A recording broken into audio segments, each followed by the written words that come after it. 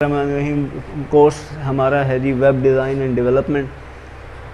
हमारे first orientation session में जो हमने डिस्कस किया था कि इस कोर्स की इम्पोर्टेंस क्या है और इस कोर्स में पढ़ना हमने क्या है और किस अंदाज से लेके चलना है, तो थोड़ा सा इसको मैं ब्रीफली फिर बता देता हूँ ताकि हमारा एक सेशन प्रॉपर हो जाए।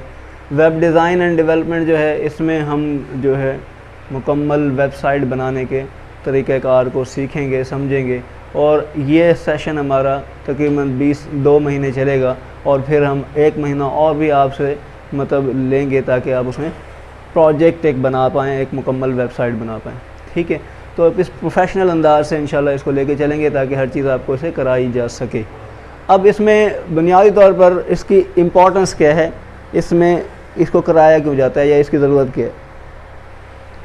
देखें जी, आप हर चीज़ अपनी मार्केट करना चाह रहे हैं, आप अपने जज्बात, अपने सर्विसेज, अपने प्रोडक्ट्स, अपने हर चीज़ को, जो भी आप एक्टिविटी करना चाहते हैं उसको आप मार्केट करना चाह रहे हैं, उसको लोगों को अवेयर करना चाह रहे हैं, लोगों को बताना चाह रहे हैं, अपनी रिकग्नाइजेशन कायम रखना चाह रहे हैं। ऐसे है कि नहीं, वो घर में, वो मोहल्ले में, वो स्कूल में, वो कॉलेज में, वो यूनिवर्सिटी में आप चाह रहे होते हैं कि भाई मैं जाना जाऊँ, पहचाना जाऊँ, किसी न किसी स्किल सेट की वजह से, किसी हुनर की वजह से, कोई किसी भी वजह से मैं पहचाना जाऊँ।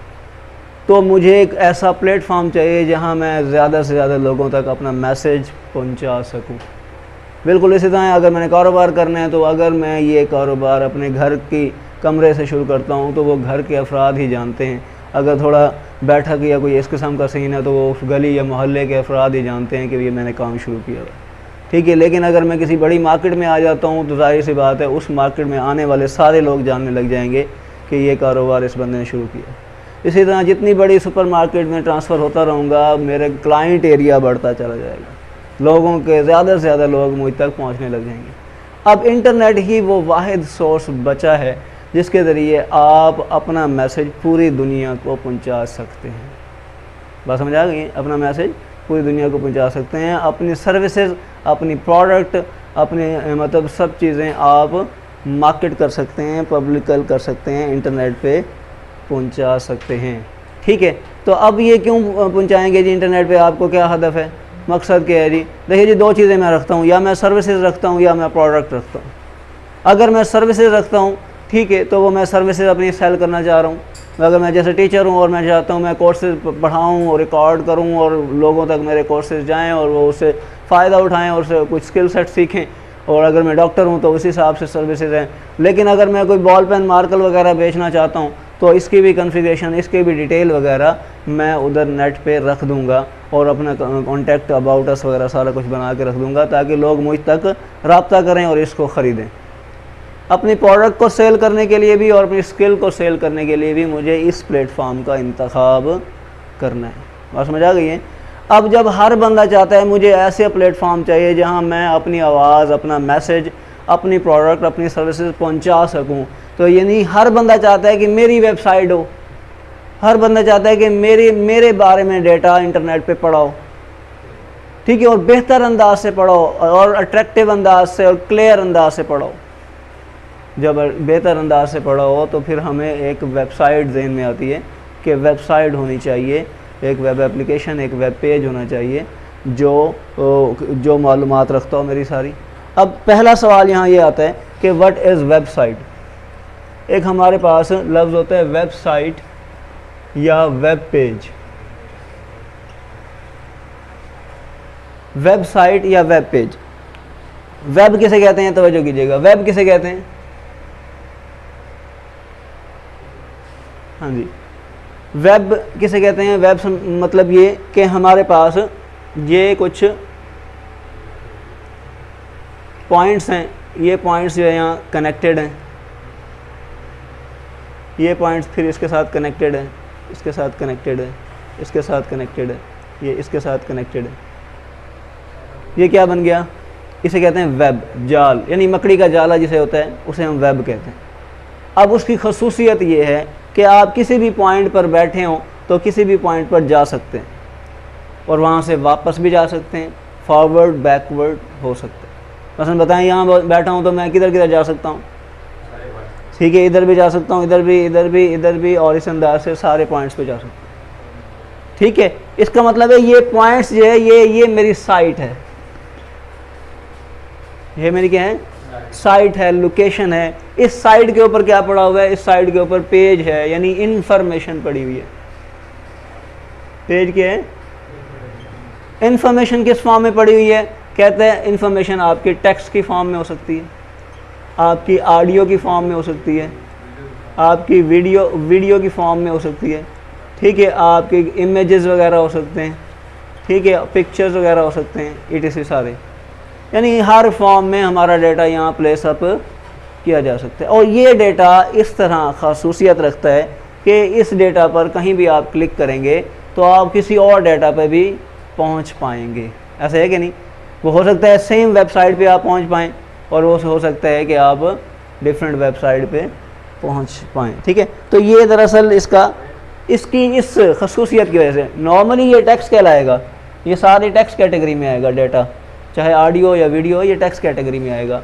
लेकिन जब ये लिंक हो जाएगा, यानी जब इसमें ये सलाहियत आ जाएगी कि ये एक पॉइंट से दूसरे पॉइंट और दूसरे पॉइंट से तीसरे पॉइंट और इस तरह से हर पॉइंट में विजिट कर पाएगा, तो इसलिए इसे कहा जाता है हाइपर टेक्स्ट। क्या कहते हैं, हाइपर टेक्स्ट। बात समझ आ गई है, यानी इसमें ये सलाहियत आ गई है कि ये बतौर लिंक यूज़ होता है, इसीलिए हम इसे बोलते हैं हाइपर लिंक। ऑर्डिनरी टेक्स्ट जब लिंकिंग के बिहेवियर में आया तो कहलाया हाइपर टेक्स्ट, समझ आ गई है, और उसके इस लिंकिंग बिहेवियर की वजह से हम इसे हाइपर लिंक कहते हैं। अब हाइपर लिंक से आप वाकिफ़ हैं, जो आप मतलब फेसबुक पे लाइक डिसलाइक करते हैं तो आप एक हाथ होता है उस पर क्लिक करते हैं, और वो यानी हर वो आइकन या चीज़ या पिक्चर जिसके ऊपर आप अपना पॉइंटर लेकर के जाते हैं तो वो एक हाथ की शक्ल बन जाता है और वो क्लिक करने के सलाहियत रखता है। उसके क्लिक करने से आप किसी और पेज पे चले जाते हैं या उसी पेज पे नीचे कहीं आगे पीछे कहीं भी मूव कर लेते हैं, तो वो दरअसल लिंक पैदा हो जाता है एक ऑब्जेक्ट का दूसरे ऑब्जेक्ट के साथ। बात समझ आ गई है, ठीक है। तो ये हमारा क्या हुआ, हाइपर टेक्स्ट, जो ऑर्डिनरी टेक्स्ट था हाइपर टेक्स्ट हो गया, और हाइपर टेक्स्ट की लिंकिंग बिहेवियर की वजह से उसे कहा गया हाइपर लिंक। क्या कहा गया, हाइपर लिंक आ गया, ठीक होगी बात। ये दरअसल इस वेबसाइट के हवाले से था कि ये लफ्ज़ वेब जो है या वेबसाइट जो है ये इस तरह क्यों है, ठीक है। अब मामला ये है कि हमने ये समझना है कि कौन सी लैंग्वेज है जिसे हम स्टार्ट करें ताकि हम ये वाला objective web design and development का अचीव कर लें। तो पहले कौन सी हमारे ज़हन में आती है, ठीक है, उसे हम कहते हैं HTML। कैसे बनी, हाइपर टेक्स्ट मार्कअप लैंग्वेज, ठीक है। तो ये बनेगी हमारी क्या, हाइपर टेक्स्ट मार्कअप लैंग्वेज, यानी ऐसा टूल, ऐसी लैंग्वेज, ऐसा तरीक़ाकार जिसको इस्तेमाल करते हुए, सीखते हुए हम अपनी मालूमात को इंटरनेट के ऊपर, ब्राउज़र के ऊपर प्लेस कर सकते हैं, पेस्ट कर सकते हैं, डिस्प्ले कर सकते हैं। बात समझ आ गई है, यानी ये जो पॉइंटर मैं यूज़ कर रहा हूँ इसकी मदद से मैं इस स्क्रीन के ऊपर, इस जगह के ऊपर लिखा हुआ, लिखने की सलाहियत हो सकती है, लिखा हुआ आ सकता है, ठीक है। लेकिन अगर मैं इसमें लिखी हुई सलाहियत जो है इसमें बोर्ड के ऊपर लाने के लिए पॉइंटर का इंतखाब कर रहा हूँ, तो अगर वैसे बॉल पेन यूज़ करूँ तो वो इतना ख़ास क्लियर लिखा हुआ नहीं जाएगा, अगर पेंसिल यूज़ करूँ तो वो भी ऐसा, यानी ये ख़ास मार्कर ही क्यों कहते हैं जी, इस बोर्ड के लिए ज़रूरी है, प्रोमिनेंट है, बड़ा करके लिखा होता है, दूर तक लोग विजुलाइज कर सकते हैं और समझ आ जाता है। बिल्कुल इसी तरह मैं कह रहा हूँ इंटरनेट के ऊपर जो मालूमात प्लेस की जाएगी तो इस लैंग्वेज का सहारा लिया जाएगा, वो सारी मालूमात आपकी इस फॉर्म में होगी, प्लेस होगी किसकी मदद से, HTML लैंग्वेज की मदद से प्लेस होगी। तो इसलिए हमने जब स्टार्ट करने इस कोर्स को तो हम पहले HTML लैंग्वेज को समझेंगे, पढ़ेंगे, तो फिर जा कर के हम इसको आगे को ले पाएंगे, इसी से समझ पाएंगे, ठीक है। अच्छा, अब मैं एक और चीज़ भी बताना चाहता हूँ थोड़ा इंटरनेट के हवाले से, ठीक है, बता दूँ। अच्छा,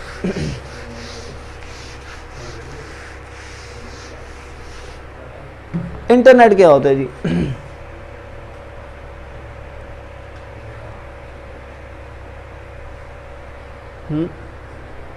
इंटरनेट से क्या मुराद, internet is a network of networks. क्या है जी, नेटवर्क ऑफ नेटवर्क्स, ये एक छोटी सी डेफिनेशन है इसकी, इसे हम इंटरनेट बोलते हैं।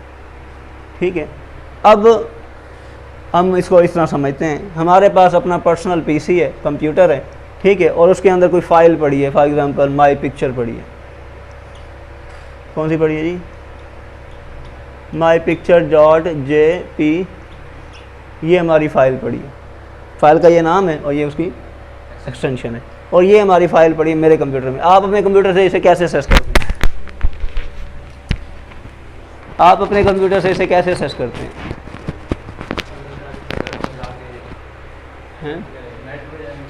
देखें, आप कंप्यूटर में, आपके ये फाइल कंप्यूटर में किसी न किसी फोल्डर में ज़रूर पड़ी है। ऐसे है, आप जब सेव करते हैं तो आप देखते हैं कि ऑर्डिनरी आम तौर पर ये कहाँ पड़ी होती है? माई डॉक्यूमेंट का फोल्डर होता है, वहाँ कौन सा होता है? माई पिक्चर का फोल्डर होता है, ऐसे वहाँ आमतौर पर पड़ी है। अब ये माई डॉक्यूमेंट का फोल्डर कहाँ पड़ा है? माई कंप्यूटर में, यानी कहाँ? C ड्राइव में। हर कंप्यूटर में ड्राइव होती है ना, ABCD होती है, ठीक है। तो जो C ड्राइव है उसमें ये फोल्डर है माई डॉक्यूमेंट का, उसके अंदर ये फोल्डर है माई पिक्चर का, ठीक है। तो अब इसका जो पाथ बनेगा, वो पाथ क्या बनेगा बताएं? अगर मैं कहूँ पाथ इसका, तो लिखा हुआ C:, ठीक है, माई डॉक्यूमेंट, ठीक है, ऐसे, फिर लिखा होगा /माई पिक्चर .jpg, ऐसे है। ये क्या बन गया? पाथ बन गया, ऐसे है। यानी ये मैं अपनी वेबसाइट को असेस करना, वेबसाइट कह रहा हूँ, मैं अपनी इस तस्वीर को असेस करने के लिए कहाँ जा रहा हूँ?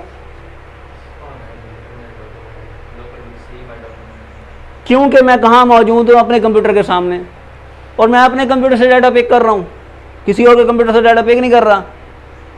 अब ये असेस किसको है? ये वाली फाइल किसको असेस है? मैं खुद यूज़र हूँ, मुझे असेस है, ठीक है। अगर मैं ये वाली फाइल किसी और को असेस कराना चाहता हूँ तो क्या करूँ? क्या करूँ? मैं इस कंप्यूटर को या इस लैपटॉप को या इस मशीन को जिसमें मैं ये फाइल रखता हूँ, इसको मैं अटैच करूँ किसी और कंप्यूटर के साथ, ठीक है, यानी नेटवर्किंग करूँ, ऐसे है कि नहीं? यानी मैं एक कंप्यूटर की दूसरे कंप्यूटर के साथ, ये मेरा कंप्यूटर पहला है, ये मेरा कंप्यूटर दूसरा है, मैं आपस में इसका लिंक अप कर सकूं। ये मेरा कंप्यूटर है जिसमें फ़िज़िकल फ़ाइल पड़ी है, और इस कंप्यूटर ने फ़िज़िकल फ़ाइल नहीं है, इसने असेस करनी है। अब ये असेस कैसे करें बताओ? हाँ, ये जो असेस करेगा इसको पता होना चाहिए जो मैं असेस करने जा रहा हूँ किस कंप्यूटर से करने जा रहा हूँ। मुझे कंप्यूटर का नाम भी आना चाहिए, ऐसे है कि नहीं? मुझे कंप्यूटर का नाम आना चाहिए जिससे मैं असेस करने जा रहा हूँ, क्योंकि ये एक कंप्यूटर तो मेरा है, इसको तो मैं यूँ असेस कर रहा हूँ। C: लिखता हूँ, और या मैं उस पिक्चर पे चला जाता हूँ, या उस फोल्डर के अंदर क्लिक करता हूँ, फिर उसके अंदर और क्लिक करता हूँ। जैसे जैसे मैं क्लिक करता जाता हूँ, ऊपर एड्रेस बार के ऊपर ये वाली पाथ बनती जा रही होती है। मैं लिखता नहीं हूँ, मुझे टेंशन नहीं है, मुझे तो जस्ट क्लिक करना है। जैसे ही मैं क्लिक करता रहता हूँ, ये मामला आगे बढ़ता जाता है, ये पाथ पूरा बन जाता है। अब हदफ ये है कि ये B कंप्यूटर है, इसके पास ये तो ये फाइल है नहीं, ये पिक्चर है नहीं, वो उसने लेनी किससे? A कंप्यूटर से लेनी, ठीक है। हाँ, अब क्या करेंगे? ये मामला ये है कि इसका कंप्यूटर नेम मुझे पता होना चाहिए। क्या पता होना चाहिए? Computer name. इसका क्या होना चाहिए? कंप्यूटर नेम पता होना चाहिए, जिसको आम तौर पे हम कहते हैं डोमेन नेम। सुना हुआ है? डोमेन नेम पता होना चाहिए, ताकि ये यहाँ से जाकर इस कंप्यूटर को असेस करे। ठीक है, बात समझ आ गई है? अच्छा, अब कंप्यूटर नेम फॉर एग्जांपल इसका है, कंप्यूटर नेम है PC1, इसका क्या है? PC2। अब असेस करने के लिए क्या करूँगा? देखिएगा पाथ कैसे बनेगा। PC1/C:/, ठीक है, और फिर क्या आएगा जी? माई डॉक्यूमेंट, फिर माई पिक्चर .jpg। ठीक हो गई बात समझ आ गई है? तो ये हमने कहाँ से असेस की इसको? PC1 से। किसने असेस किया? PC2 ने असेस किया फाइल कहाँ से, PC1 से, ये उसका नाम आ गया। क्लियर है, बात समझ आ गई है। अब पूरी दुनिया का इंटरनेट इसी बुनियाद पे है। ये जो मैं लिखता हूँ ना www.facebook.com, फेसबुक किसी कंप्यूटर का नाम है जिसको मैं असेस कर रहा हूँ। www.google.com, गूगल किसी कंप्यूटर का नाम है, उसे वेब सर्वर पे कहते हैं, किसी कंप्यूटर का नाम है जिसको मैं असेस कर रहा हूँ। bzu.com, BISC मुल्तान, ये सारे क्या है, कंप्यूटर के नाम हैं जहाँ ये चीज़ें पड़ी हैं और मैं उसे असेस कर रहा हूँ, थ्रू इंटरनेट कर रहा हूँ, इंटरनेट की मदद से कर रहा हूँ। बात समझ आ गई। ये बेसिक फिनोमिना है ये इसका कि वेबसाइटें काम कैसे करती हैं। वेबसाइट कुछ नहीं है, सिंपल आपका डेटा है जो आप अपने कंप्यूटर से असेस कर रहे हैं, वो किसी के कंप्यूटर से असेस कर रहे हैं। वो जब किसी के कंप्यूटर से कर रहे हैं तो जाहिर सी बात है इनमें लिंक होना चाहिए, और वो है इंटरनेट, यानी नेटवर्क ऑफ 4 कंप्यूटर लिंक होंगे, अगले 4 के साथ, अगले 4 के साथ, अगले 4 के साथ, बिलियन ऑफ कंप्यूटर इस तरह लिंक है। तो ये पूरा जाल बना हुआ है, ठीक है। पूरी मालूमात मेरे कंप्यूटर की वहाँ से वो दूसरे कंप्यूटर को असेस हो रही है, या दूसरे कंप्यूटर की मेरे कंप्यूटर को मैं असेस कर रहा हूँ, ये इस तरह से चल रहा है। बात समझ आ गई है। तो ये तसल्सल है, तरीक़ाकार है इंटरनेट के हवाले से। इसी वजह से अब ये मैं करूँ क्यों ऐसे, मैं दूसरे कंप्यूटर से असेस क्यों करूँ, हालांकि मैं तो इसे अपने कंप्यूटर पर रखना चाहता हूँ, यहाँ से असेस हुआ करे। बताएं, ये यहाँ से असेस हुआ करे तो इसका मैं क्या करूँ। मेरी फाइल है, मेरे कंप्यूटर से असेस हो, ठीक है, अच्छा बात है। मेरी फाइल माई पिक्चर थी और PC2 ने PC1 से असेस की, वेरी गुड। लेकिन क्या PC1 हर दफ़ा लाइव रहता है?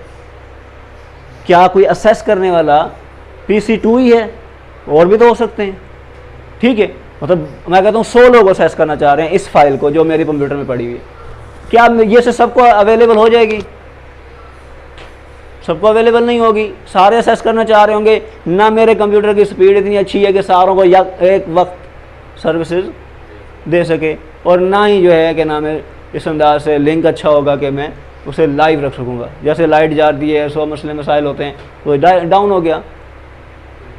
इससे मतलब है कि मैं उस वक्त अपने क्लाइंट्स को, अपने बाकी यूज़र को सर्विसेज नहीं दे रहा, अपनी तस्वीरें शेयर नहीं कर रहा। जब शेयर नहीं कर रहा, समझ लीजिए ये तस्वीरें हो सकती हैं मेरे बॉल पेन की, पॉइंटर की, या मोबाइल की जो मैं सेल करना चाह रहा हूँ। ये कोई नोकिया की कंपनी है, ये कोई एंड्रॉयड की कंपनी है, जो ये हवावे की कंपनी है, ये अपने मोबाइल सेल कर रही है, वो ये उसकी तस्वीरें पड़ी हुई हैं।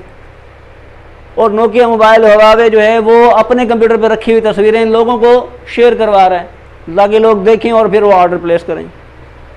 इसके लिए मुमकिन नहीं है एक सिंगल यूज़र या एक ऑर्गेनाइजेशन के लिए कि अपनी इस मशीन को 24 घंटे, कहते हैं 24/7, ऐसे होता है। इसका क्या मतलब है? ठीक है, 24 घंटे 7 दिन, यानी आपके पास 0% ब्रेकेज होनी चाहिए, ठीक है, ज़्यादा, और हर वक्त लाइव। जैसे फेसबुक का है कि आपने कभी तसव्वुर किया आज तक इतनी उम्र गुजर गई फेसबुक यूज़ कर नहीं तो रिस्पॉन्स न करें दी उसकी, ऐसा कुछ है? मतलब ऐसा नहीं है, वो हर वक्त लाइव है। कैसे लाइव है?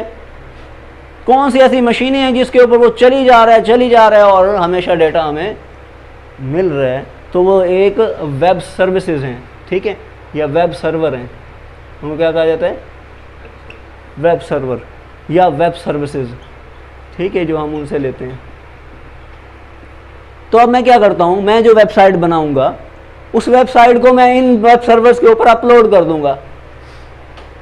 वो मेरे से सालाना चार्जेस लेंगे, उस मद में 5,000 7,000 साल का मैं पे करूंगा। मेरी वेबसाइट इस वेब सर्वर पे रख दी जाएगी और लोगों के लिए अवेलेबल कर दी जाएगी। अब लोग मेरी वेबसाइट से मुस्तफ़ादा हासिल करेंगे, जो भी डेटा है, सर्विसेज हैं, जो कुछ है, प्रोडक्ट है, वो वहाँ से लेंगे।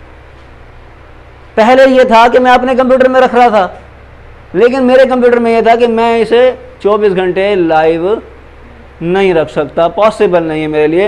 ये एक छोटा सा कंप्यूटर है, इसे बिलियन ऑफ यूज़र असेस नहीं कर सकते, ठीक है। अगर असेस कर सकते हैं तो वो रिस्पॉन्स प्रॉपर नहीं दे सकती मेरी मशीन, ठीक है। और मुझे इसको मेंटेन करने के लिए अभी कभी लाइट चली गई, मुझे जनरेटर लगाना पड़ेगा, UPS लगाना पड़ेगा, मुझे और रिसोर्सेज करने पड़ेंगे, मुझे इसको मेंटेन करने के लिए IT टीम रखनी पड़ेगी सारी।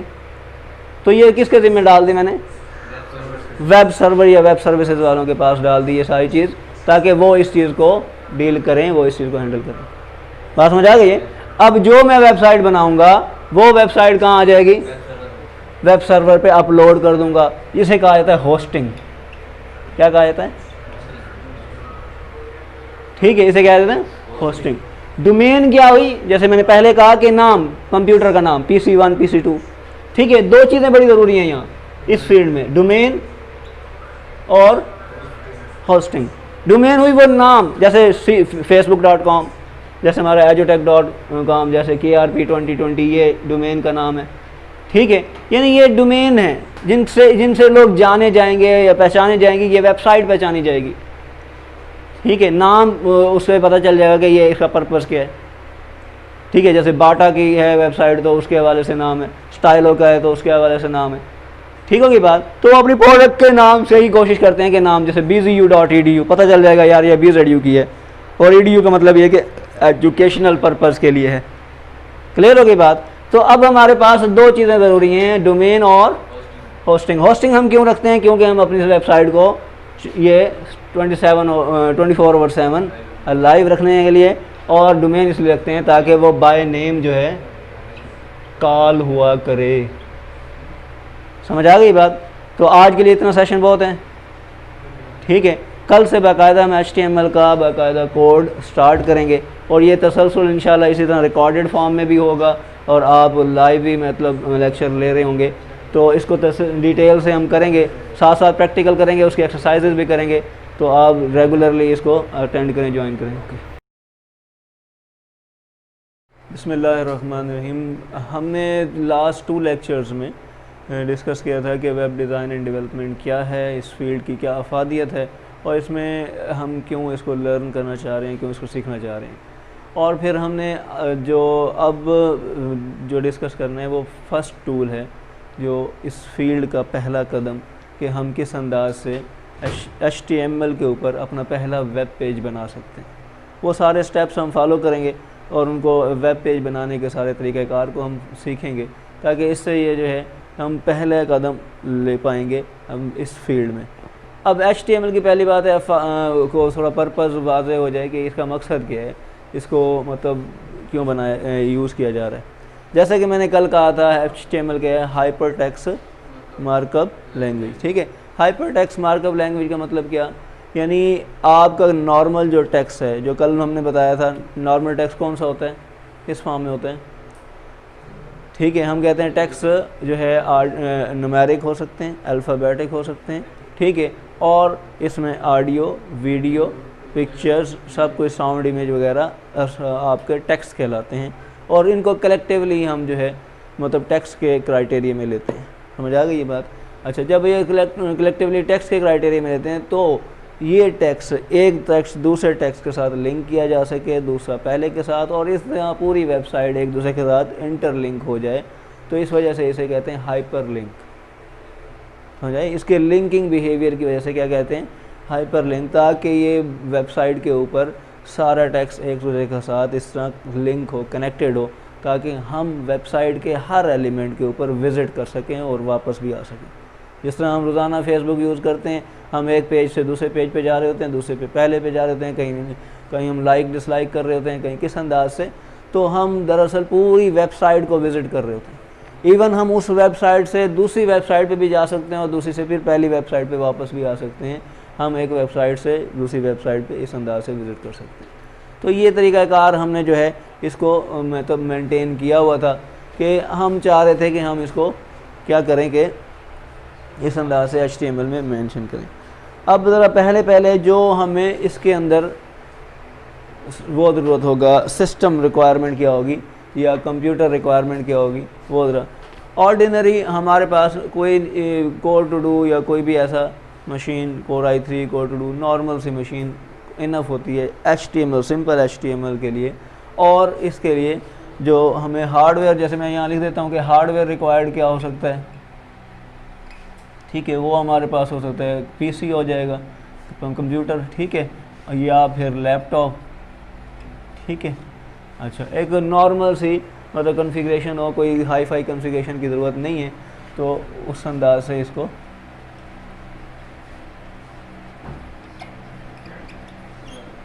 अच्छा, फिर सॉफ्टवेयर की क्या रिक्वायरमेंट होगी, सॉफ्टवेयर किस किस्म का होना चाहिए हमारे पास। हम सिर्फ टेक्स्ट एडिटर यूज़ करेंगे जिसे हम आमतौर पर नोटपैड कहते हैं। ठीक है, यानी इस काम के लिए कोई लंबी चौड़ी इंस्टॉलेशन करने की ज़रूरत नहीं है, आपके पास नोटपैड इंस्टॉल हुआ होना चाहिए ताकि आप उस नोटपैड के ज़रिए इसको असेस कर सकें। यानी नोटपैड या फिर सबलाइन एक है, सबलाइन, ठीक है, सबलाइन एक टूल है और इसी तरह बहुत सारे और भी टूल हैं, मतलब ड्रीम वीवर वगैरह है, बहुत सारे टूल हैं जिनको हम इंस्टॉल कर सकते हैं। लेकिन फ़िलहाल इस लंबे चौड़े हमने उस चक्कर में नहीं जाना, हमने क्या इंस्टॉल करना है, नोटपैड इंस्टॉल।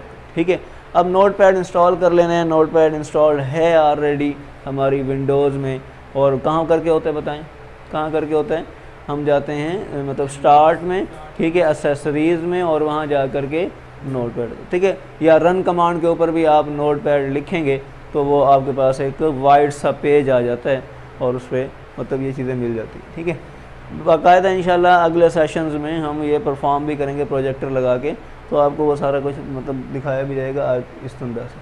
अब HTML जो है वो दरअसल क्या है, वो है कलेक्शन ऑफ टैग्स पर मुश्तमिल। HTML हमने कल लिखा था, एब्रीवेशन किसका है, हाइपर टेक्स्ट मार्कअप लैंग्वेज। ठीक है, हाइपर टेक्स्ट मार्कअप लैंग्वेज। अच्छा, अब ये कहता है कलेक्शन ऑफ टैग्स हैं, कलेक्शन ऑफ टैग्स हैं।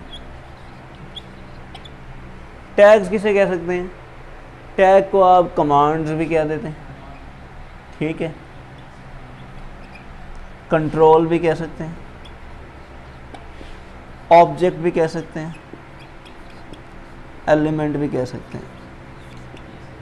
ठीक है, तो ये टैग्स को इन नामों से हम कॉल करते हैं, यानी ये टैग्स कमांड्स हो सकते हैं। ठीक है, अब ज़रा मैं टैग के दो अक़साम हैं, यानी टाइप्स हैं, टाइप्स ऑफ टैग्स हैं।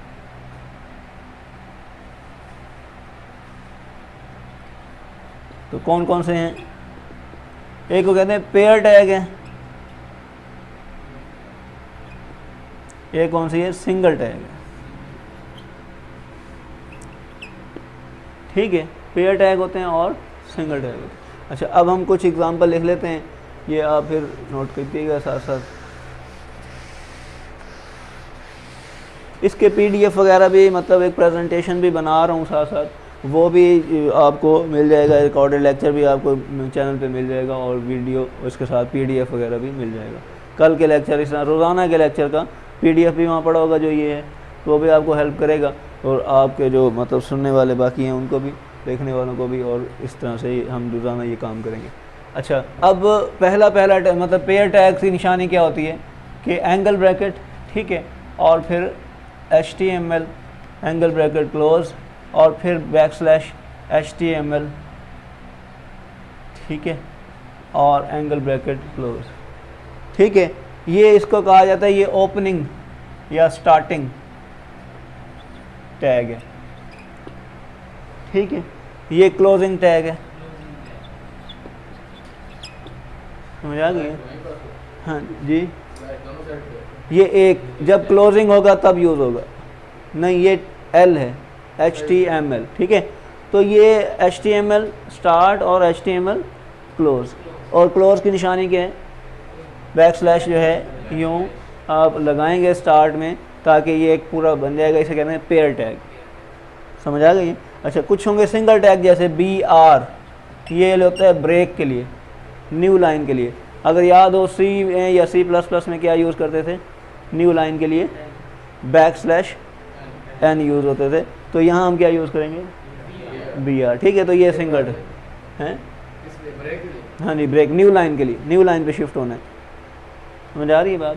तो इस अंदाज से मतलब ये आपका पेयर टैग की एग्जांपल हो गई, और ये सिंगल टैग। इसी तरह आगे बहुत सारे टैग्स आते रहेंगे और हम उनको सीखते रहेंगे, समझते रहेंगे। अच्छा, ये तो हो गई टैग्स के हवाले से बात। अच्छा, अब मैंने जैसे कहा कि ये टैग क्या कहलाते हैं, ये कमांड्स कहलाते हैं, ऑब्जेक्ट्स कहलाते हैं, ठीक है, एलिमेंट्स कहलाते हैं। अब मैं कहता हूँ ये ऑब्जेक्ट हैं, क्या है, ऑब्जेक्ट। ऑब्जेक्ट जो है वो दो हिस्सों पर मुश्तमिल होता है, ठीक है, क्या उसका एक फंक्शन होता है और डेटा होता है। ऑब्जेक्ट क्या होता है? डेटा और फंक्शन। डेटा किसे कहते हैं या एट्रीब्यूट कहते हैं। मसलन आसानी से समझने के लिए बताएं, स्टूडेंट एक ऑब्जेक्ट है, स्टूडेंट एक ऑब्जेक्ट है, स्टूडेंट का डेटा क्या होगा? Roll number, name, class, gender, colour, ये सारी चीज़ें उसका डेटा है, ऐसे है कि नहीं? ठीक है, इसी तरह अब उसके फंक्शन क्या होंगे? Reading, writing, sleeping, weeping, eating, फलां फलां, ये सारे उसके क्या हुए? फंक्शन हुए। इसी तरह जब उसके डेटा और फंक्शन के बारे में हम जब डिस्कस करेंगे तो वो कहलाएगा हमारा ऑब्जेक्ट के हवाले से मालूमात हम डिस्कस करेंगे। अब इसी तरह HTML भी एक ऑब्जेक्ट है, इसके एट्रीब्यूट क्या होंगे? ठीक है, यानी इसके एट्रीब्यूट में यहाँ जो है टैग जो है आगे हम लगा लेते हैं, HTML नहीं सॉरी, एक और होगा हमारे पास बॉडी। ठीक है, अब इधर लिखा स्पेस दे करके हम लिखेंगे बैकग्राउंड या BG colour, BG colour is equal to red.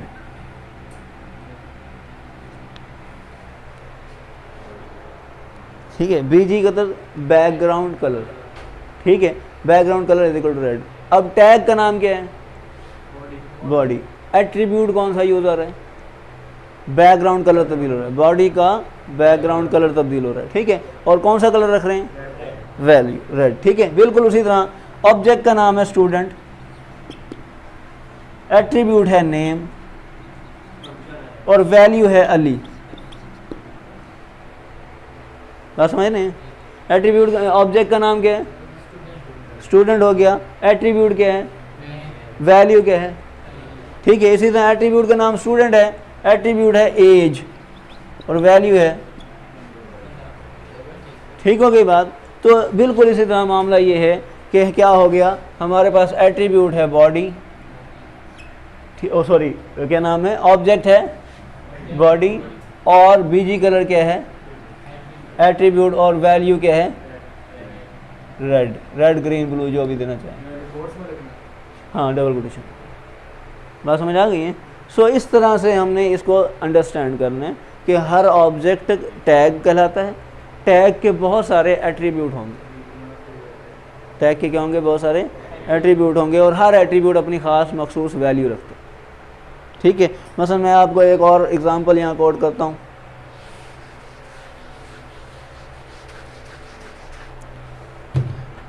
ये देखें H1, ठीक है, और ये \H1, H1 होता है हेडिंग लेवल 1। ठीक है, हेडिंग लेवल, आपने वो वेबसाइट के ऊपर देखा होगा मुख्तलिफ कहीं कहीं ना बहुत बड़ा करके लिखा होता है BZU Bahauddin Zakaria university, size में उसका काफ़ी बड़ा लिखा होता है, वो मेन ऊपर बॉर्डर पर लिखा होता है। ठीक है, और फिर उससे नीचे थोड़ा सा उससे छोटी हेडिंग में लिखा होता है। ठीक है, for example economics, commerce department, computer science department, वो छोटी हेडिंग में लिखा होता है। इसी तरह हेडिंग के लेवल है, तो ये 6 लेवल हैं HTML में। H1 लिखेंगे हेडिंग लेवल 1 यानी बड़ी हेडिंग, ठीक है, H2 यानी छोटी हेडिंग, H3 यानी, ठीक हो गई बात, समझ आ गई है? तो ये हेडिंग लेवल मेंटेन किए जाते हैं, वो अपने पैराग्राफ के मुताबिक, कंटेंट के मुताबिक या सीन के मुताबिक कहाँ मुझे प्लेस करना है वेबसाइट पे, तो उस हिसाब से मुझे, हाँ जी समझ नहीं है। बिल्कुल 6 से ज़्यादा कैसे किए जा सकते हैं वो हम CSS में सीखेंगे। ठीक है, यानी स्टैंडर्डाइज जो HTML का है वो 6 है। ठीक है, अब उसमें मतलब 6 का उन्होंने स्टैंडर्ड लेवल दिया कि ये इतने, फॉर एग्जांपल फ़ॉन्ट साइज़ एक का 18 होगा, एक का 16 होगा, 14 होगा, 12 होगा, 10 होगा, ये उन्होंने स्टैंडर्ड फ़ॉन्ट साइज़ रखा हुआ। लेकिन मैं H1 को अगर इसका फ़ॉन्ट साइज़ 72 करना चाहूँ, 72, तो वो भी मैं कर सकता हूँ, वो भी मैं कर सकता हूँ। उसमें मैं अब चेंजेस करूँगा CSS में जाकर। समझ आ गई बात? सो अब ये मेरा क्या हुआ, जैसे मैंने कहा ये मेरा क्या हुआ, टैग हुआ, और ये मेरा ऑब्जेक्ट हुआ, या ये मेरी कमांड होगी। अब इसकी एट्रीब्यूट या प्रॉपर्टीज़ क्या हो सकती हैं? मतलब मैं ऐसे कहता हूँ जी, इसकी एट्रीब्यूट या प्रॉपर्टी में कह देता हूँ जी, क्या कहते हैं इसको, फ़ॉन्ट साइज़ कर लेते हैं, या हाँ font size is equal to 25 का, ठीक है।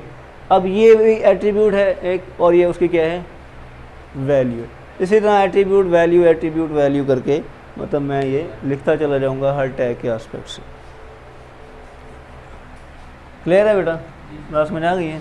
तो ये एक जनरल सा डिस्कशन थी जो HTML की बेसिस के वाले से है कि HTML जो है वो कलेक्शन ऑफ टैग्स होते हैं, उनको कमांड्स या ऑब्जेक्ट्स कहा जाता है, और उन टैग्स में जो है हम दो किस्म के टैग्स होते हैं, पेयर टैग होता है और सिंगल टैग होता है। पेयर टैग की निशानी ये है कि वो उसका ओपनिंग टैग और उसके बाद एंडिंग में बैकस्लैश उसी टैग का सेम नेम यूज़ कर लेंगे जो ऊपर यूज़ किया हुआ है, उसी को नेम को सेम यूज़ करेंगे, बट स्टार्ट में बैकस्लैश लगा देंगे, तो ये हमारा पेयर टैग मुकम्मल हो जाएगा।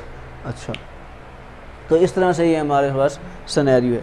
अच्छा, अब जब आप कोड कर लेंगे, ठीक है, तो फिर आपको क्या करना है, फिर आपको इस फाइल को, जिस फाइल, क्योंकि ये फाइल कहाँ, ये कोड कहाँ कर रहे होंगे आप, नोटपैड में। जब यह कोड आप नोटपैड में कर रहे होंगे, ठीक है, तो फिर अब इसे सेव करने का तरीकाकार क्या है, वही जैसे आमतौर पे सेव करते हैं। कैसे करते हैं, फाइल पे जाते हैं, ठीक है, और सेव के बटन पे क्लिक करते हैं, या फिर Ctrl+S, सेव की है ना शॉर्टकट की, Ctrl+S प्रेस करते हैं। अच्छा, होगा क्या, एक वो आ जाएगी, क्या नाम है, सेव करने वाली डायलॉग बॉक्स कह लेते हैं, वो आ जाएगा। वहाँ आप अपना इसका नाम देना है, फाइल का नाम देना है। अब फाइल के नाम देने में बस कोई नहीं, फाइल का नाम वही दें जो आपकी वेबसाइट है। फॉर एग्जांपल आप वेबसाइट का जो बना रहे हैं वो स्टाइलो की बना रहे हैं, तो स्टाइलो, बाटा की बना रहे तो बाटा, ठीक है। हाँ जी,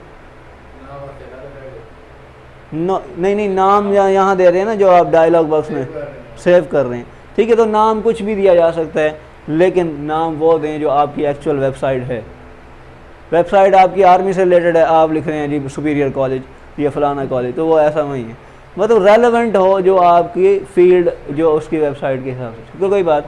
अच्छा, अब फॉर एग्जांपल ये मैंने जो आपके सामने पेज बनाया वो प्रैक्टिस के नाम से बनाया है, तो मैं कहता हूँ ये है practice.html। क्या देंगे आप, नाम कोई सा भी दे देंगे, क्योंकि यहाँ प्रैक्टिस हो रही है, क्लास हो रही है, सेशन हो रहा है, तो मैं कह रहा हूँ प्रैक्टिस, ठीक है। डॉट क्या है जी, HTML। तो HTML से हम जो है इसको कर लेंगे, इस अंदाज से ये हमारी फ़ाइल सेव हो जाएगी। जहाँ सेव करनी है, स्पेशली आज के दिन के लिए ये है कि इसे डेस्कटॉप पे सेव करें ताकि आप इसको असेस कर सकें। क्लियर होगी बात, यानी हमने इसे डेस्कटॉप पे सेव किया, और फिर जो है, और ये हमें किस नाम से सेव किया, कोई सा नाम दिया जो उसका एसोसिएटेड होगा, जो मटेरियल है, जो कंटेंट है उसके मुताबिक, और एक्सटेंशन क्या होनी चाहिए, .html, ठीक हो गई बात। तो ये वाला सिलसिला कार हमने इसमें किया। अच्छा, अब ज़रा मैं एक जनरल सा स्ट्रक्चर बताता हूँ कि ब्राउज़र का स्ट्रक्चर क्या है और कोडिंग किस तरह से इस अंदाज से करनी है हमें। तो ये ज़रा देखिएगा,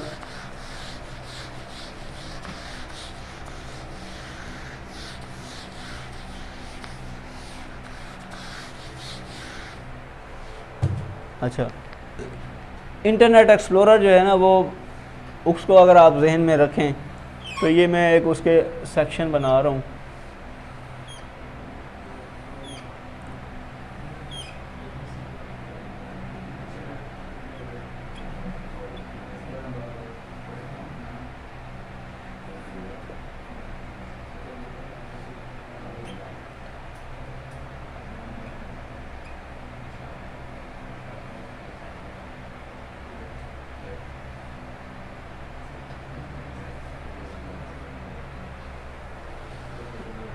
ये मतलब है उसका, इसे क्या कहते हैं, ये टाइटल बार कहलाती है, ये टूल बार कहलाती है, ये एड्रेस बार कहलाती है, ठीक है, जहाँ आपने एड्रेस लिखना होता है, ये आपकी स्टेटस बार कहलाती है। क्लियर है। अब कोडिंग का सिनेरियो देखिएगा कि कोडिंग में हम इसको क्या नाम देते हैं। ये आपका हेड कहलाता है, ठीक है, हेड। ये आपका बॉडी कहलाता है, ठीक है, और ये ओवरऑल कहलाती है HTML। बात समझ आ गई है, ये ओवरऑल क्या कहलाती है, HTML, ठीक हो गई बात।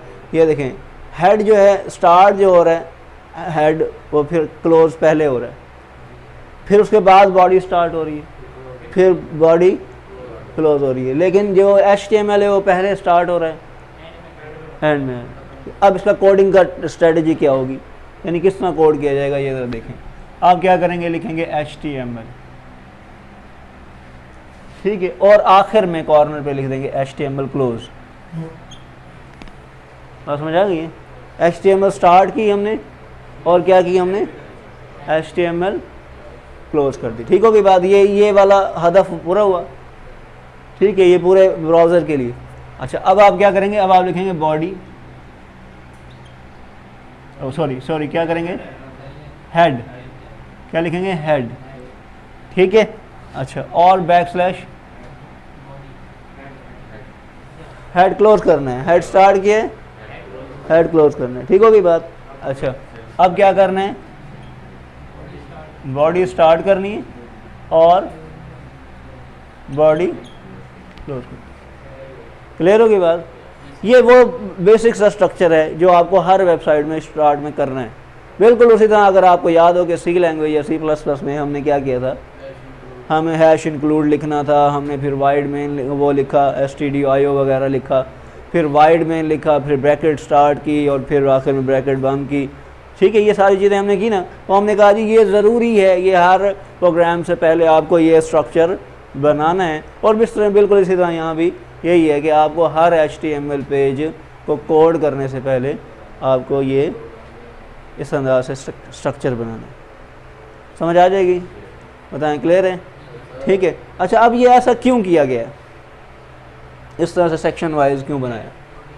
ठीक है, देखें, ये इसे कहा जाता है नॉन क्लाइंट एरिया, ब्राउज़र का नॉन क्लाइंट एरिया, इसे कहते हैं क्लाइंट एरिया। आपकी कोई सी वेबसाइट है, फेसबुक है या कोई सी भी वेबसाइट है, आप ज़हन में रखें, जब भी उसे चलाते हैं वो कहाँ खुलती है, इस एरिया में खुलती है, वो यहाँ तो नहीं खुलती। ठीक है, चाहे BZU की साइट हो या दुनिया की कोई वेबसाइट हो, वो कहाँ खुलती है, क्लाइंट एरिया में खुलती है। इसलिए यानी client can be change, client have rights to can be change, तो वो उसमें चेंजेस वगैरह कर सकता है इस एरिया में, इसीलिए वो क्लाइंट एरिया, हाँ, इसीलिए उसे कहा जाता है ये क्लाइंट एरिया, कि क्लाइंट हमेशा इसमें चेंजेस कर सकता है, जबकि इस एरिया में क्या चेंजेस नहीं सकते, तो इसीलिए नॉन क्लाइंट। तो उस हिसाब से इसको सेगमेंटेशन किया हुआ है। बताएं, क्लियर है, समझ आ जाएगी?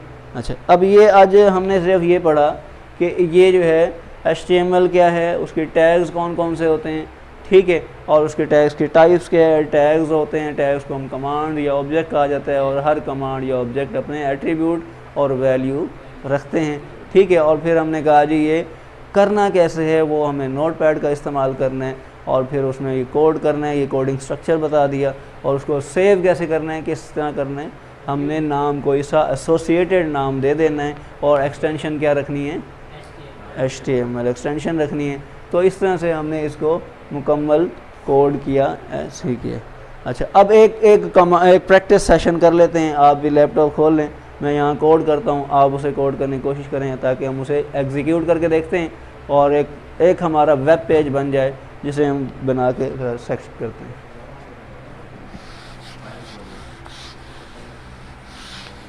आप अपने कंप्यूटर पे नोटपैड खोलें,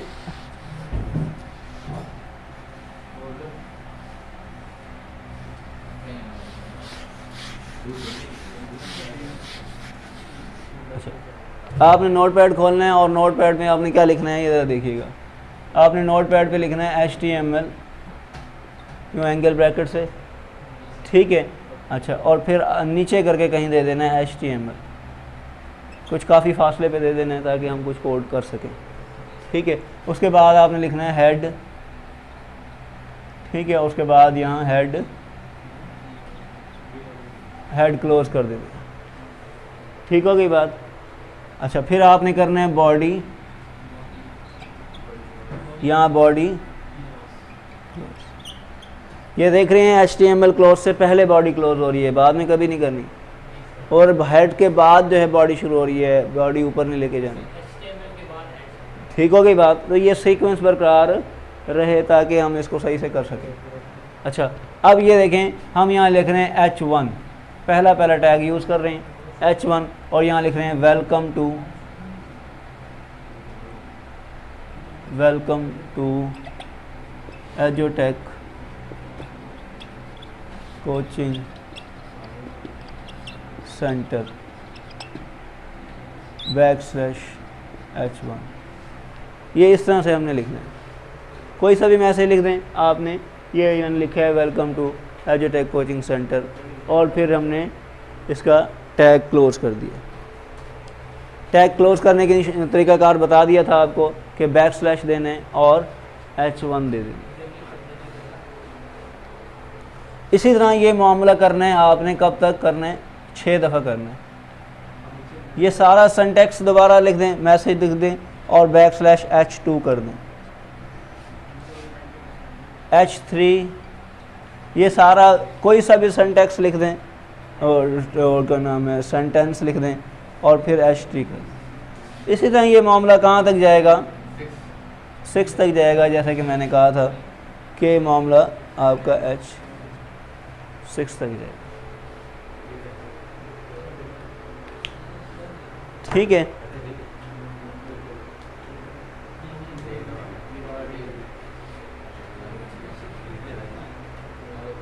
ठीक है।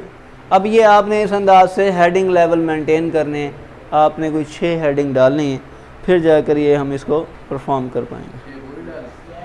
6 कर लें, कॉपी पेस्ट कर लें, पहली वाली को कॉपी पेस्ट कर लें और नीचे फेंकते जाएं और 1 से 6 तक करते जाएं। स्टार्ट में भी ऐसे 1 2 3 4 5 6 कर दें और एंड वाले से भी 1 2 3 4 5 6 कर दें, आपको ज़्यादा जल्दी कोड हो जाएगा।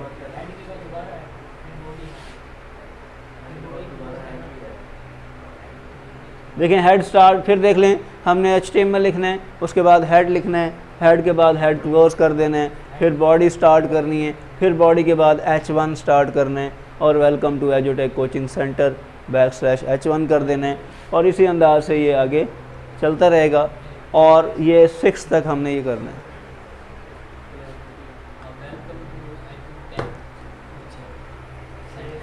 हाँ जी, ठीक है। हाँ, अब ये काफ़ी है, इसको आगे करूँ, लिखूँ और लिखना है मैंने।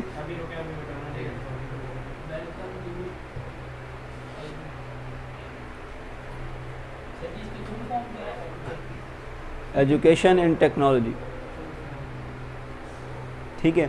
अब इसे बाकायदा इंशाल्लाह कल से हम प्रोजेक्टर पे परफॉर्म करने की कोशिश करेंगे ताकि आप लोग प्रोजेक्टर से भी इसे मतलब समझ सकें, सीख सकें, ठीक है।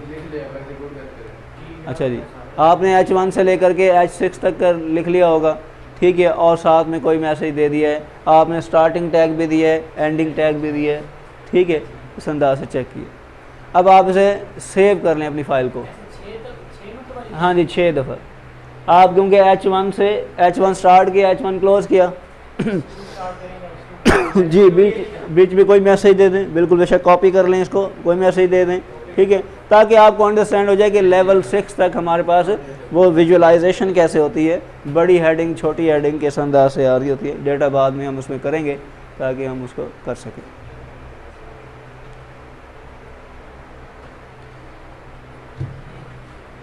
हाँ जी बेटा, ठीक है। हाँ जी, इसे आप Ctrl+S करें, सेव हो जाएगा। आपसे ये नाम पूछेगा, आपने नाम कोई सा दे दें, प्रैक्टिस दे दें, सेशन दे दें, क्लास दे दें, और लेकिन .html एक्सटेंशन लाजमी लिखें। डेस्कटॉप पे सेव करें इसको।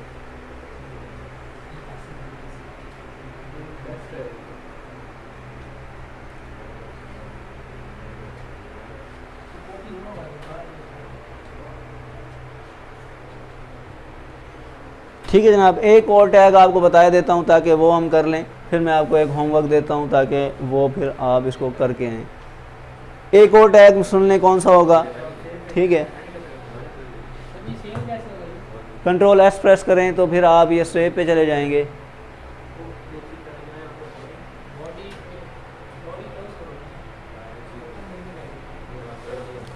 अच्छा सुने, अगर आपने पैराग्राफ यूज़ करना है तो आप लिखेंगे Ctrl P और फिर P क्लोज कर देना,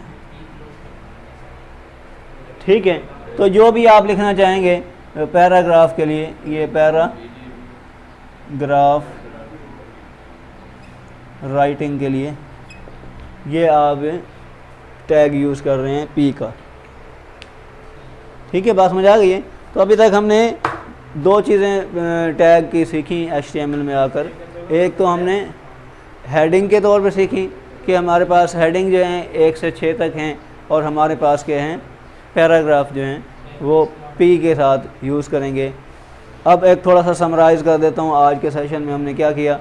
आज के सेक्शन में हमने ये किया कि हमने HTML को थोड़ा सिंटैक्टिकली समझा कि HTML क्या है। HTML हाइपरटेक्स्ट मार्कअप लैंग्वेज है और वो कलेक्शन ऑफ टैग्स पर मुश्तमिल है, और पेयर टैग्स होते हैं और उसमें क्या होता है जी, सिंगल टैग होते हैं।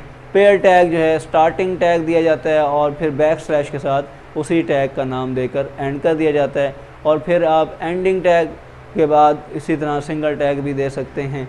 अच्छा, फिर हमने क्या किया, फिर हमने उसे सेव करने का, नोट पैड के ऊपर उसे राइट ऑफ करने का और फिर सेव करने का तरीकाकार भी सीखा कि आप जब कोड कंप्लीट कर लेंगे तो उसे आप .html के नाम से एक्सटेंशन से सेव करेंगे। नाम कोई सा भी फाइल का होगा लेकिन एक्सटेंशन क्या होगी, .html होगी।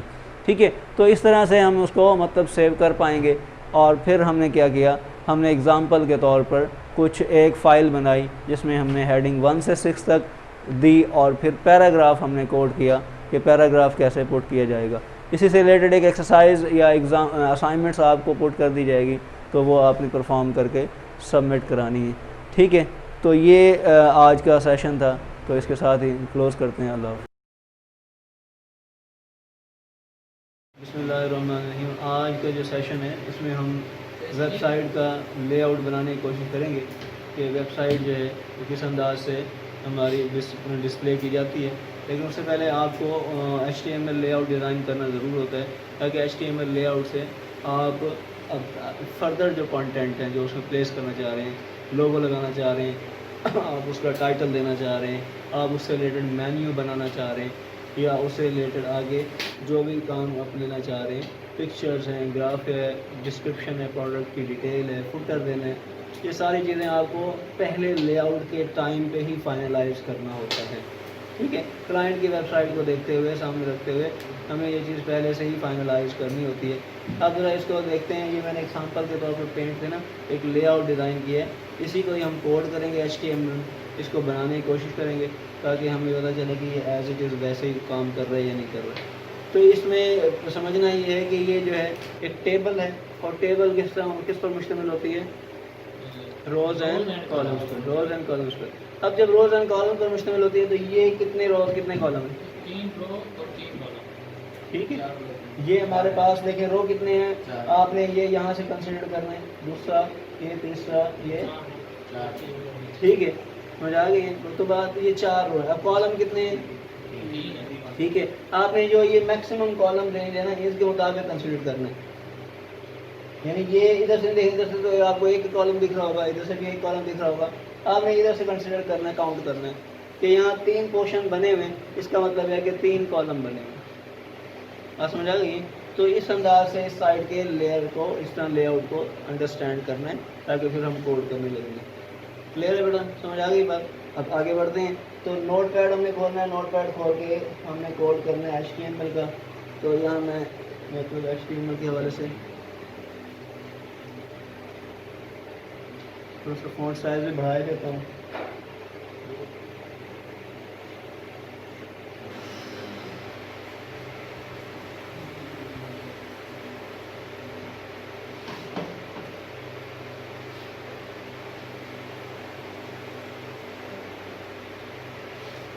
हाँ जी, नज़र सबको आ रहा है जी, बताएं क्लियर है, विजुअलाइजेशन क्लियर है।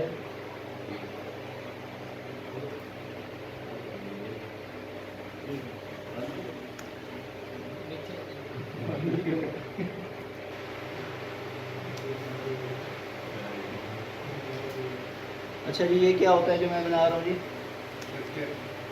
ये HTML का बेसिक स्ट्रक्चर है जो आपको हर दफ़ा डिज़ाइन करना है ताकि आप HTML पेज पे जो कोड करेंगे तो ये लाजमी इसको साथ मेंशन ज़रूर करेंगे। अच्छा, इसमें क्या करना है, हमने सबसे पहले हमने कहा था कि हमने लेआउट बनाना है। ठीक है, लेआउट बनाने के लिए हमें ये वाला टेबल का डिज़ाइन जो हमने पेंट में बनाया है, फ़िलहाल पेंट में बनाना है, इसके ऊपर हमें पता होना चाहिए कि इसमें कितने रो हैं कितने कॉलम हैं। उस हिसाब से हम टेबल को ड्रा करेंगे। अब मेरे पास ये आइडिया हो गया कि ये मेरे पास इतने रो और इतने कॉलम है, तो उस हिसाब से मैं जो है इसको डिज़ाइन करने जा रहा हूँ। तो सबसे पहले हमारे पास बताएं कौन सी टैग होगा, टेबल टैग। उसे क्या करेंगे हम, उसे क्या कर देंगे, साथ साथ क्लोज करना है, पूरा पेयर आपका बन जाएगा, ताकि आपको फिर कोडिंग, क्योंकि बढ़ेगी पेज में बहुत सारी कोडिंग करनी पड़ती है, तो फिर आपको उसका कंफर्म नहीं होगा कि भाई मैंने क्या आया, इसका क्लोजिंग टैग लिखा था या नहीं लिखा था, ये आपको उसका हिसाब से देना है।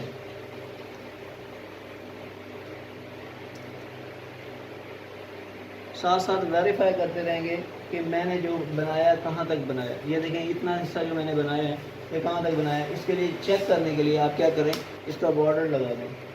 प्रॉपर्टी क्या कर दें, बॉर्डर लगा दें, और बॉर्डर भी आप थोड़ा थिकनेस में अच्छा खासा दे दें, बोर्ड कर दें, ठीक है। और इसको मैं सेव किए देता हूँ वेबसाइट को, पेज को, और यहाँ डेस्कटॉप पे ही फ़िलहाल सेव कर लेते हैं, टेस्ट टेबल लेआउट के नाम से कर लेते हैं, layout.html। ठीक है, बताया गया था कि जब भी आपने पेज सेव करना है HTML का, तो किसमें करना है, एक्सटेंशन कौन सी होनी चाहिए, .html। तो ये मैंने सेव किया जी इसको। अब मैं उस पर जाता हूँ, क्या नाम है, डेस्कटॉप के ऊपर, और डेस्कटॉप पे इसे प्ले करने की कोशिश करता हूँ कि ये कहाँ पर मौजूद है। उस पर डबल क्लिक करते हैं तो इस तरह से ये हमारे पास है। इसे क्रोम पे खोल लेते हैं पहले।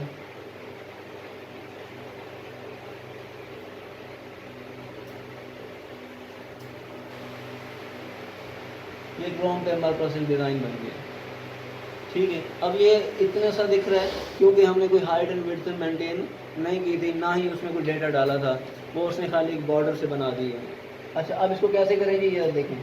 इसमें मैं क्या करता हूँ जी, इसकी हाइट एंड विड्थ भी मेंटेन करता हूँ, HEIGHT, ठीक है, इज इक्वल टू कितना कर लेते हैं जी, इसको जो फुल एंड फाइनल देख लेते हैं, वेट क्या है जी,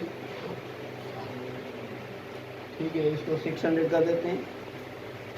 अब आप इसे सेव करें साथ साथ, और दूसरे ब्राउज़र पे जाकर रिफ्रेश करते रहें, आपको इसका रिज़ल्ट निकलता है, ठीक है।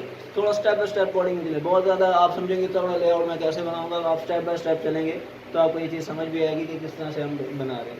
तो अभी की जितनी कोडिंग है वो क्या है, कितने रो कितने कॉलम है अभी तक की कोडिंग में, देखें एक रो है, यहाँ से लेकर यहाँ तक एक रो कंसिडर होती है, ठीक है, और ये वाला क्या है, एक कॉलम कंसिडर होता है, ठीक है। तो अभी तक की कोडिंग में हमने ये सीखा कि हमने एक रो एक कॉलम बनाया, ठीक है। जबकि हदफ क्या है हमारा, कितनी रो चाहिए थी, हमें इधर देखें, इधर तवज्जो करें, कितनी रो चाहिए थी, 4 रो चाहिए थी। अब इसे 4 रो कैसे बनाएंगे बताएं।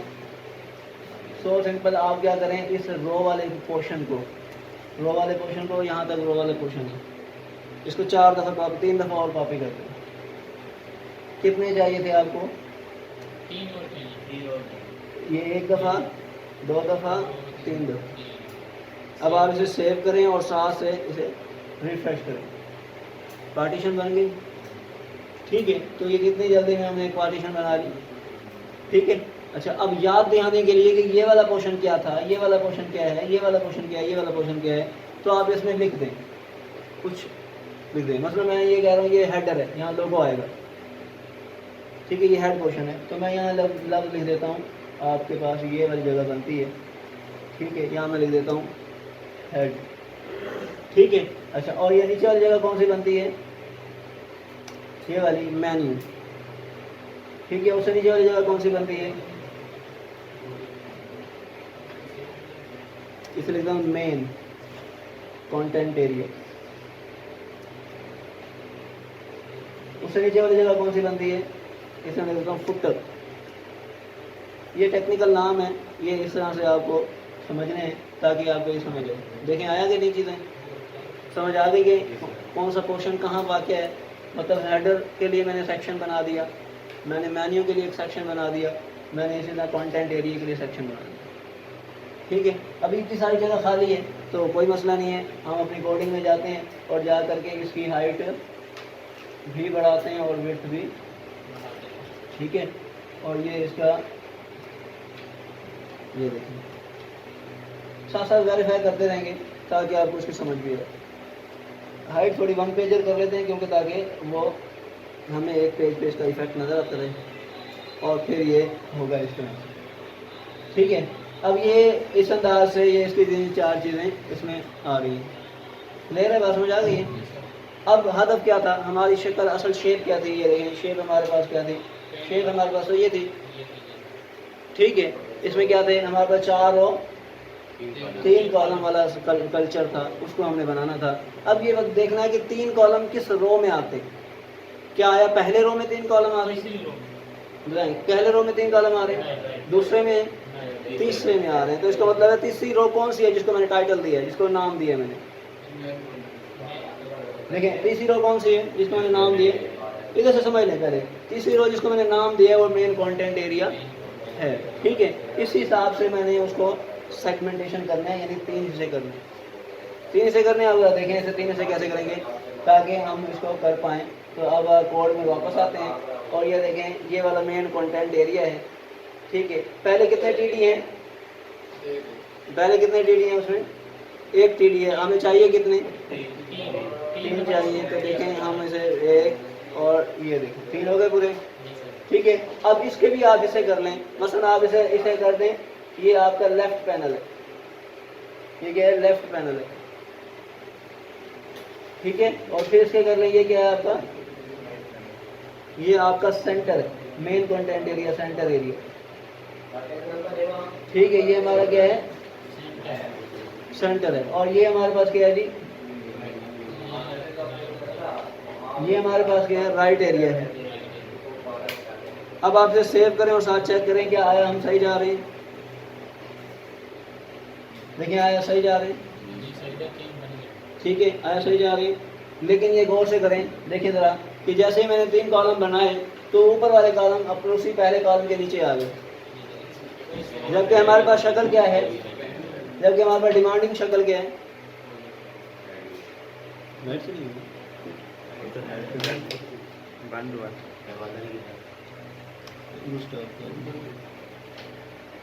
ठीक है। चलिए, तो ये हमारे पास डिज़ाइन लेआउट ये है जिसको हमने डिज़ाइन करना है। लेकिन इस वक्त तक हम यहाँ पहुँचे हैं कि हमने इस रो के अंदर जो कि मेन कंटेंट एरिया वाली रो थी, इसके 3 कॉलम बना दिए और हमने उनको टाइटल भी दे दिया, एक लेफ्ट दे दिया, एक को मेन या सेंटर का नाम दे दिया, एक को राइट कर दिया। उससे हुआ क्या, उससे हुआ ये कि ऊपर वाले जो कॉलम थे वो उसी तरह श्रिंक हो गए, एक एडजस्ट हो गए लेफ्ट से, बाय डिफॉल्ट लेफ्ट हो गए। अब मैं क्या करना चाहता हूँ, मैं इसको खींच करके इस अंदाज से फैलाना, इसको भी इस अंदाज से और नीचे वाले को भी। तो ये हमारी क्या बन जाएगी कि कितना वे कॉलम पे फैल रहे हैं, ये 3 कॉलम पे फैल रहे हैं, तो क्या लिखा जाएगा, कॉल स्पैन, ठीक है। कॉल स्पैन कितना, 3 लिखा जाएगा। अब आप कोडिंग पे आते हैं और कोडिंग पे देखें कहाँ लिखूंगा भला, बताएं कहाँ लिखूंगा, ये वाला जो हिस्सा है इसके ऊपर इधर लिखूंगा कॉल स्पैन और इक्वल टू क्या है, डबल कोटेशन में कर दूंगा 3, ठीक है। और यही चीज़ मुझे कहाँ देनी है, बताएं ये चीज़ मुझे कहाँ देनी है, दूसरे वाले सेक्शन में भी देनी है। ये दूसरा वाला सेक्शन है मेरा मेन्यू वाला, ये उसमें भी देनी है। यही चीज़ मुझे कहाँ देनी है, आखिरी वाला सेक्शन जिसे मैंने फुटर का नाम दिया था, तो ये फुटर में भी देनी है। अब आप इसे सेव कर लें और फिर आप रिफ़्रेश करें और ये फिर आप इसे क्या करें, रिफ़्रेश करें। ये देखें ये इस अंदाज से बन जाए। क्लियर बेटा, समझ आ गई। अब भी ये हाइट विड्थ आप खुद से एडजस्ट करेंगे कि भाई ये वाला हिस्सा इतना बड़ा नहीं होना चाहिए, मेन्यू तो छोटा सा है, तो आप इसकी हाइट विड्थ खुद से एडजस्ट करेंगे, ठीक है। और इधर से इसको भी हाइट विड्थ खुद से एडजस्ट करेंगे, ये बहुत ज़्यादा है, ये सेंटर बहुत ज़्यादा होना चाहिए, ये छोटा होना चाहिए, तो ये आपकी एडजस्टमेंट है सर। हाँ, ये आपकी एडजस्टमेंट है कि आप उसको किस तरह से मेंटेन करते हैं, ठीक है। लेआउट आपका डिज़ाइन हो गया हुआ है, लेकिन उसमें जो है अब आपको ऐड और रिक्वायरमेंट जो है वो करना है। लाइक मैं अगर कहता हूँ जी मैं इसकी ये जो हमारे पास हेड है इसकी अगर विड्थ मतलब हाइट कम करनी है, तो एच क्या है, HEIGHT height is equal to कितना कर लेते हैं, फॉर एग्जांपल करके चेक कर लेते हैं कि कितना इफेक्ट पड़ रहा है, ठीक है। 100 कर लेते हैं, कंट्रोल S किया, इधर आए और इधर आ करके रिफ्रेश किया, ये देखिए कुछ फर्क पड़ा। दोबारा से कोड करते हैं। हमने क्या किया, हाइट इज इक्वल टू क्या किया, हाइट कहाँ की है, गलती कहाँ हुई है बताएं हमसे। ये कहाँ देना होता है, टीडी ओपनिंग में देना होता है, टीडी ओपनिंग में देना होता है, यानी कॉल स्पैम के बाद देना होता है, यहाँ देना होता है। ठीक है, अब आप इसे रिफ्रेश करेंगे, यहाँ ले आएंगे और फिर ये देखिए फर्क पड़ रहा है, एडजस्ट हो रही है। ठीक है, इसी तरह इसको आप खुद से मैनेज करें, आप इसको यहाँ से कॉपी करें और ये फिर आपका और मेन्यू वाला है, और मेन्यू वाला सेक्शन और भी छोटा रखना चाहते हैं, मसलन 50 करना चाहते हैं तो आप ये 50 रखें, कंट्रोल एस करें और आप इधर आएँ और रिफ्रेश करें। ये देखिए हो रहा है।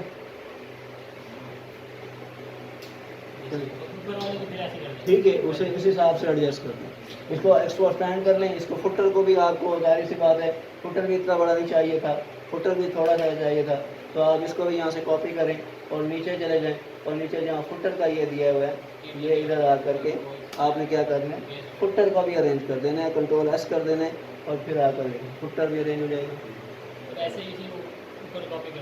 हाँ जी, ठीक है। अब ये वाली चीज़ें देखें कितनी बड़ी छोटी हैं, इनको आप इसकी विड्थ है, इधर से आप विड्थ मेंटेन करना चाहते हैं तो विड्थ मेंटेन करें। ये लें, ये वाला आपका लेफ्ट पैनल है, यहाँ आएँ और यहाँ आकर लिखें विड्थ। ठीक है, और कितनी रखनी है आपने, जितनी जितनी आप चाहते हैं। आप चाहते हैं जी 50 होनी चाहिए तो ये 50 हो जाएगी। ठीक है, ये 50 हो जाएगी। और इसी तरह ये आप इसमें आ जाएँ सेंटर वाले पे, ये आप ज़्यादा रखना चाहते हैं, इसे आप 100 कर दें। ठीक है, और तीसरी जो है राइट वाली के है, इसे आप कम रखना चाहते हैं, ये 50, कंट्रोल एस करें और इधर आएँ और ये बात समझ आ गई है। तो ये इस तरह से लेआउट डेवलपमेंट एक पेज डिज़ाइन होने का लग जाएगा और इसको इस अंदाज से करेंगे। अगर देखें गौर से कि ये आया उससे मिलता जुलता है, उसी तरह से है, तो उस अंदाज से हमने ये वाला डिज़ाइन भी HTML का डिज़ाइन भी ये बना दिया। ठीक है, अब अगला हदफ क्या है, आप इसको डिज़ाइन को अट्रैक्टिव बनाना चाहते हैं, आपके पास प्रॉपर्टीज़ हैं बीजी कलर की, आप वो वाली अप्लाई कर लें। मतलब मैं कहता हूँ जी, मैं इस बैकग्राउंड का, इस पूरे टेबल का क्या करता हूँ, बीजी कलर जो है क्या करना चाहिए, मैं कह देता हूँ पिंक कर दे जी, इसको आप पिंक कर दें। ठीक है, कंट्रोल एस करेंगे, यहाँ आएंगे, ये पिंक हो जाएगा। ठीक है, आप कहते हैं नहीं जी ये इस रो को मैंने किसी ग्रीन करना है, कुछ करना है, तो आप इसी को सिलेक्ट करते जाएं और ये आपने अपनी मर्ज़ी से यहाँ से कॉपी करें और जिस रो पे आपने करना है तो उस रो पे जाएं, यहाँ ये करें और कलर चेंज कर दें, ग्रे कर दें, GRAY। ठीक है, और इसे आप सेव कर लें और यहाँ तक में समझ आ गई है। तो ये आप एडजस्टमेंट अपनी वेबसाइट को मुख्तलिफ अट्रैक्टिव थोड़ा सा बना सकते हैं, उसमें ये चीज़ें प्लेस कर सकते हैं। बताएं, क्लियर है? ठीक है, हाँ जी। अब बताएं, अब ये जब मेरा हदफ मुकम्मल हो गया कि मैं एक साइट का पूरा लेआउट डिज़ाइन करना था, लेआउट डिज़ाइन कर लिया, कलर स्कीम लगा ली, तो इनका हदफ था आपको सिर्फ जानना समझना कि ये सेक्शन कौन से हैं, ये जगह कौन सी है। जो मैंने हेड लिखा, जो मैंने मेन्यू लिखा, असल में तो यहाँ लोगो आएगा, असल में तो यहाँ ये BZU का लोगो यहाँ भाव दे सकती है यूनिवर्सिटी। ठीक है, यूँ करके आया करेगा, या एजुटेक का लोगो है, एजुटेक कोचिंग सेंटर इस तरह करके नाम आएगा, या फिर ये मेन्यू आएगा यहाँ। तो इसलिए ये जगह रखी थी ताकि अब आप अपना डेटा यहाँ प्लेस कर सकें। मसलन अगर आपने इमेज टैग देना है, किस में देना है, हेड में देना है, तो आप यहाँ आकर के सारी कोडिंग करेंगे, आप इसको फैला देंगे यहाँ, और ये वाला हेड टैग आपके साथ है, ये सारा वर्किंग एरिया आपका। यहाँ आकर लोगो डालें, एक और टेबल बनाएं, एक और टेबल बनाएं, लोगो डालें, लोगो डालें, नाम लिखें, नाम लिखें। समझ आ गई बात? तो इस तरह से करके ये मुकम्मल वेबसाइट को आपने क्रिएट करना। तो आज के लेक्चर में फ़कत हमने ये सीखा है कि हमने एक पूरी वेबसाइट का टेबल टैग की मदद से लेआउट कैसे डिज़ाइन किया। पहले सबसे पहले ये देख लें कि आपको रोज़ एंड कॉलम्स कितने चाहिए, और फिर आपने ये देखना है कि आपको कॉल स्पैम या रो स्पैम की इम्प्लीमेंटेशन कहाँ होनी चाहिए। ठीक है, फिर आप जब उसको कर लेंगे, फिर आप पूरी टेबल की हाइट एंड विड्थ मेंटेन करेंगे, फिर आखिर में रोज़ एंड कॉलम की भी हाइट एंड विड्थ मेंटेन करेंगे। इस तरह से आप जो है ये मुकम्मल कर पाएंगे। तो इसके साथ ही ये वाला सेशन कंप्लीट हुआ। अब आप इसको इम्प्लीमेंट करें खुद से, ताकि आपको ये कंप्लीट समझ भी आए।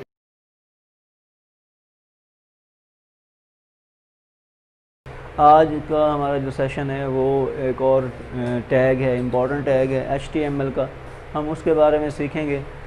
लास्ट के जितने सेशन हो रहे थे हमने उसमें कुछ चीज़ें सीखी। थोड़ा सा मैं वो आपको ब्रीफ सी समरी दे देता हूँ कि हमने क्या क्या सीखा। हमने वेब डिज़ाइन एंड डेवलपमेंट का कोर्स शुरू किया हुआ है।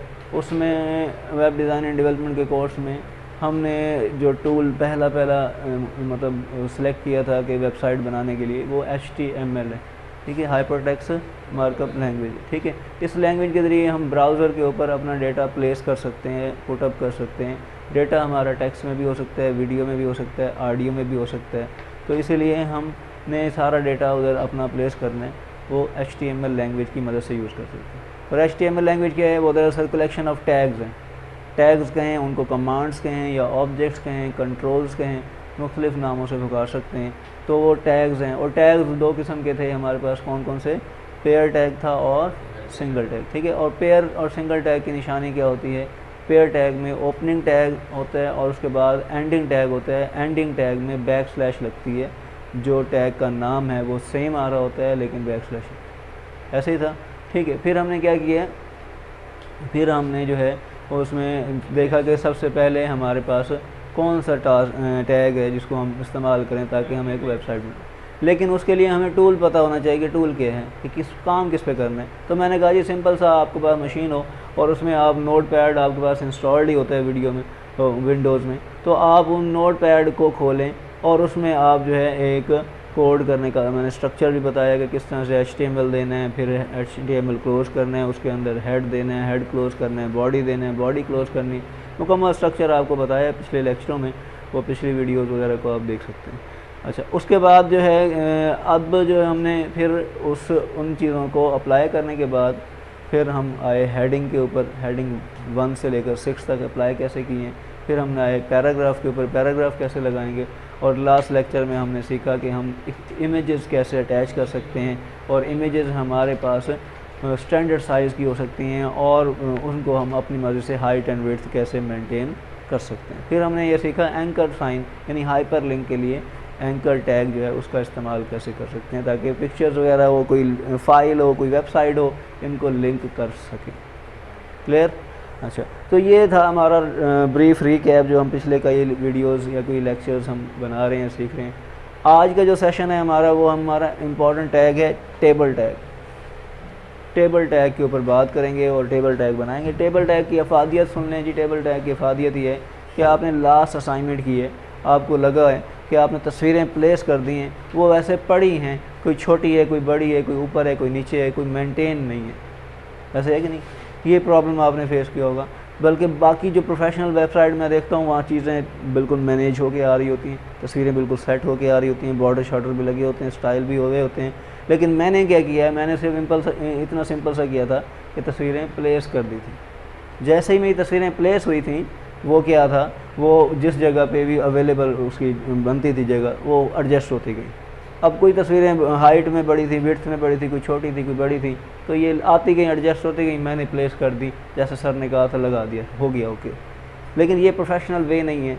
अगर फॉर एग्जांपल मैंने एक तस्वीर दूसरी तस्वीर के मद्दे मुकाबले लगानी है तो कैसे लगाऊँ? वो तो जैसे तस्वीर लगाता हूँ वो उसके आगे आ जाती है, फिर उससे आगे आ जाती है, उससे आगे तस्वीरें ये आगे आती रहती हैं। हालाँकि उसमें मैं कुछ स्पेस देना चाहता हूँ ताकि एक तस्वीर यहाँ आए, एक तस्वीर इधर आ जाए। समझ आ गई? तो ये प्रोडक्ट की अगर कंपैरिजन करना है तो एक प्रोडक्ट ये है, एक प्रोडक्ट ये है, इसका कंपैरिजन करना है, नीचे लिखना है, बीच में सारा कुछ। तो ये सारी चीज़ें मेंटेन करनी है, अलाइनमेंट करनी है अपने प्रोडक्ट की, अपनी तस्वीरों की, अपने सब चीज़ों की। इन अलाइनमेंट में तो ये हमें जो हेल्प करेगा वो टेबल टैग करेगा। दूसरी बड़ी इंपॉर्टेंट इसकी ये है कि जो टेबल टैग है वो पूरी वेबसाइट का लेआउट बनाने में भी हेल्पफुल साबित होती है। लेआउट से मुराद क्या है? यानी हेडर कहाँ आएगा ऊपर? वेबसाइट का हेडर होता है ना, जो बैनर होता है जिसके ऊपर लिखा होता है फॉर एग्जांपल BZU यूनिवर्सिटी, ठीक है। इसी तरह मुख्तलिफ ऑर्गेनाइजेशन बाटा था, ये जो भी है, तो उनका टाइटल दिया होता है। नीचे फुटर होता है जिसमें वो आप कॉन्टेक्ट अस, अबाउट अस और बाकी चीज़ें, साइट मैप वगैरह दे देते हैं, ठीक है। इसी तरह फिर लेफ़्ट पैनल होता है, राइट पैनल होता है, उसका मेन्यू होता है। आप देखते हैं एक शक्ल होती है, हर वेबसाइट की अपनी डिफरेंट होती है।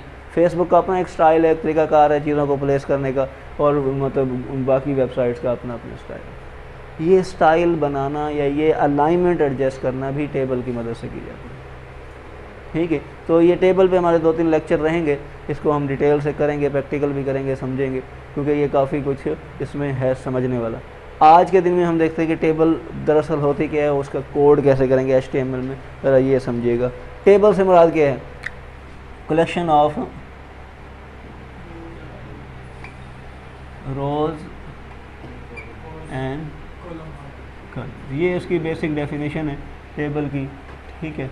अब इसको हम टेबल कहेंगे, ये देखें, ठीक है। अब ये कितने रो कितने कॉलम है? हैं, गौर से देखें, ये कितने रो कितने कॉलम है? ठीक है, ये 3 है। देखें रो कॉलम कितने हैं? ये भाई 1 2 1 2 बाय 2 का बन गया। एक रो ये, इसके अंदर एक कॉलम, फिर दूसरा कॉलम, दूसरी रो ये, इसके अंदर एक कॉलम और, ठीक है। अब 3 बाय 3 से क्या मुराद? एक बना लूँ और, ठीक है, और एक बना लूँ यहाँ और, ऐसे है, बताएं 3 बाय 3 बन गया। मैट्रिक्स को अपने ज़हन में रखें, कॉलम आप पढ़ चुके हैं तो उसको अपने ज़हन में रखें। तो ये कॉलम बन रहे, ठीक है। अब ये 3 बाय 3 बन गया, 4 बाय 4 में और आगे बढ़ जाएगा, 5 बाय 5 में और आगे बढ़ जाएगा, ठीक है। बात समझ आ गई? अच्छा, 1 बाय 1 से क्या मुराद? ये देखें, ये वाला 1 बाय 1 कहलाएगा, ठीक है। ये इसका क्या है? ठीक है। और 2 बाय 2 का क्या मतलब है? जो पहले बनाया था हमने, ये 2 बाय 2 हो गया। इसी तरह ये 3 बाय 3 है। क्लियर हो गई बात? समझ आ गई है? तो ये दरअसल इसको समझने का तरीकाकार है। टेबल बनती कैसे? टेबल दरअसल जब भी बनेगी ना, वो रो के अंदर कॉलम पाए जाएंगे। गौर से सुनिएगा, रो के अंदर क्या है? मतलब मैं जैसे जैसे रो बढ़ाता रहूँगा वो कॉलम ऐड होते रहेंगे। अब मैं कहता हूँ 1 बाय 3 की बनानी है टेबल। 1 बाय 3 का क्या मतलब है? हाँ, एक रो होगी। अब ये एक रो है, ये 3 कॉलम है। बात समझ आ गई है? समझ रहे बात? रो जैसे बढ़ेगी कॉलम ऐड होते चले जाएंगे, ठीक है। ये 1 बाय 3 हो जाएगा। अगर 3 बाय 1 होगा तो क्या करेंगे? तो ये अंदाज ये अपनाएंगे,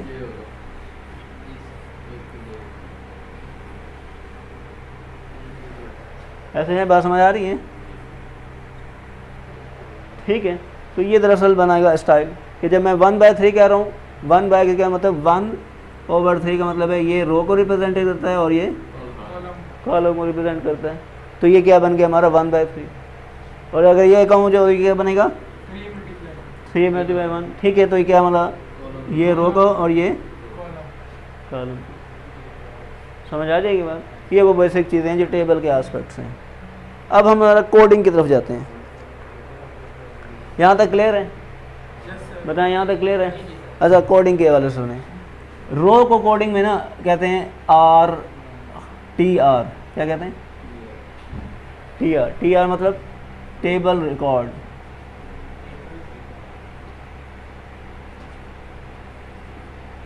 या रो या रिकॉर्ड, ठीक है।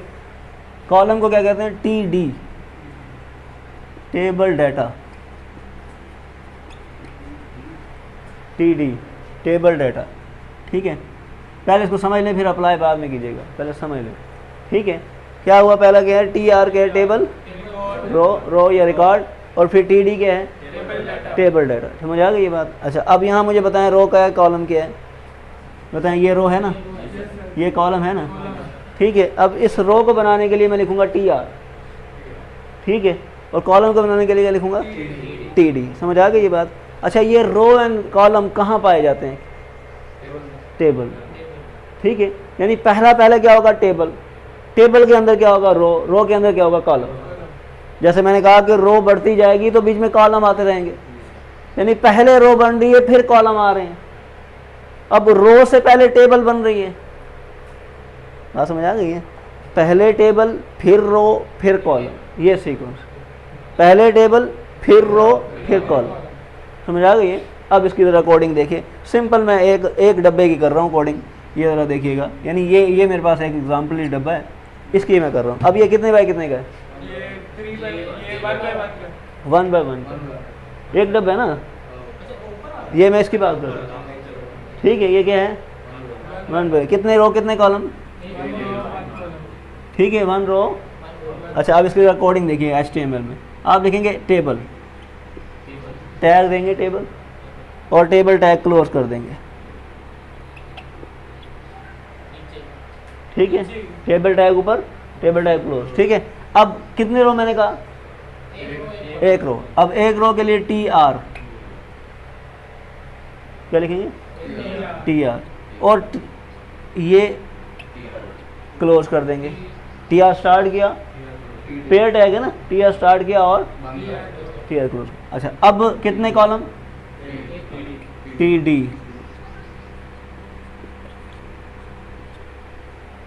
ठीक है, ये क्या बन गई? ठीक है, ये बन गई एक रो। समझ रहे हैं बात? सीक्वेंस समझ लें, कौन सी चीज़ पहले आएगी, कौन सी बाद में आएगी। सबसे पहला क्या है? टेबल स्टार्ट और टेबल क्लोज। उसके बाद ठीक है, उसके बाद ठीक है। अब मैं यहाँ लिखना चाह रहा हूँ अली, तो मैं ये इधर लिखूंगा अली, TD के अंदर, ये डब्बे के अंदर, ये TD के अंदर लिखूंगा। ये समझ लो, आगे बढ़ते हैं। नहीं आएगा, क्योंकि डेटा जो है ना, टेबल डेटा, वो TD के अंदर आता है। सर अगर हम कॉलम की जगह 1 लिखा हुआ है, अगर कॉलम में रोज की जगह जो 1 लिखा हुआ है, अगर उसको लिखना हो तो उसको क्या है? जो नहीं, इधर नहीं लिखना ना, आपने हमेशा डेटा इसके अंदर देना, सेल के अंदर। सेल के अंदर डेटा तब आएगा जब वो TD के अंदर आएगा, ये याद रखें। सेल के अंदर डेटा तब आएगा जब TD के अंदर आएगा। ये सिंपल सा फिनोमिना है। अब एक और बनाते हैं, ये देखें।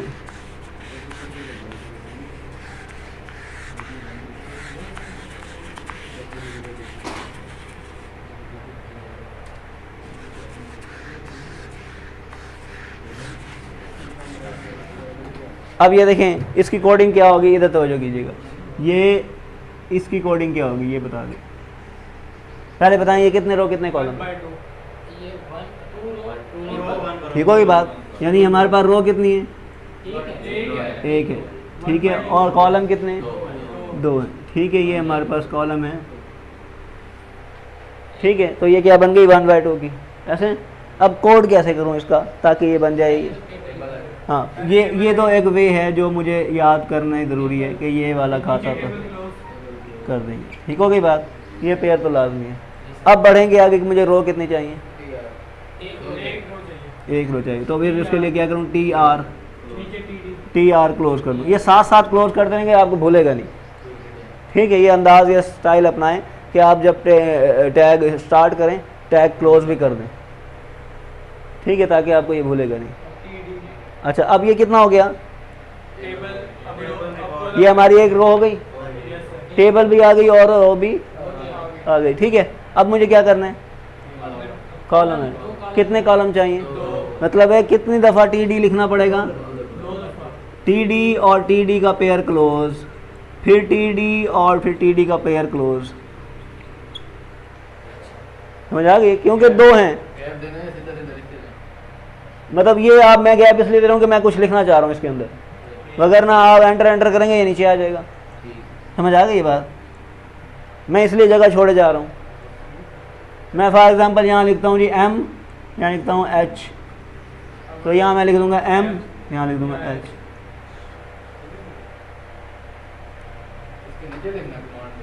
जी बेटा, ये कॉलम, हाँ M इसके, ये स्टार्टिंग के बाद,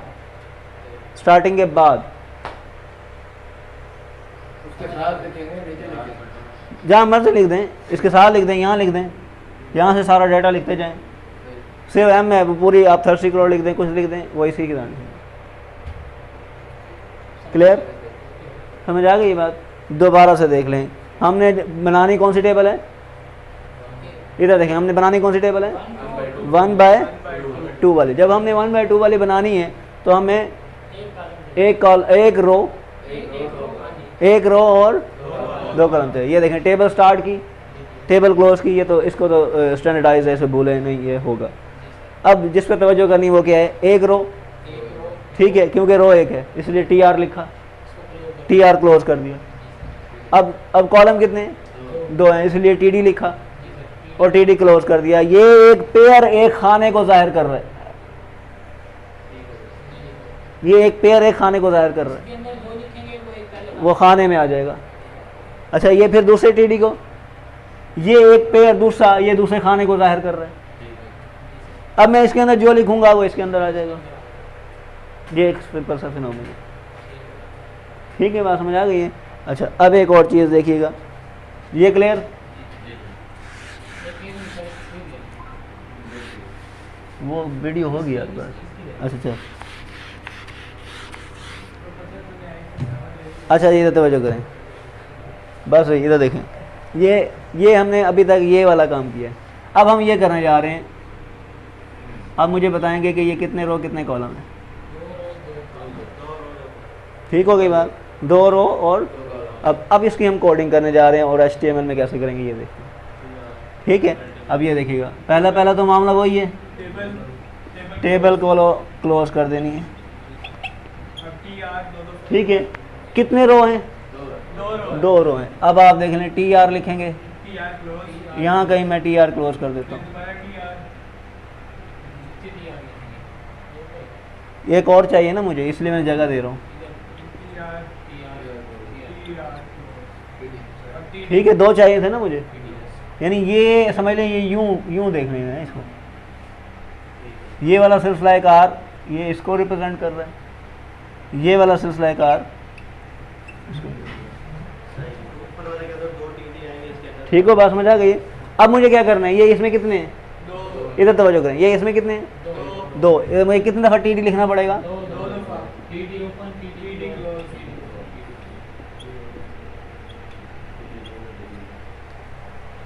ठीक होगी बात? यानी मेरा ये वाला डब्बा इसको रिप्रेजेंट कर रहा है, मेरा ये वाला डब्बा, समझ आ गई? अब मैं यहाँ लिखता हूँ फॉर एग्जाम्पल फर्स्ट नेम,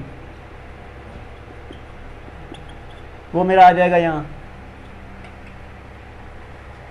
यहाँ लिखता हूँ भाई लास्ट नेम, वो आ जाएगा यहाँ। क्लियर?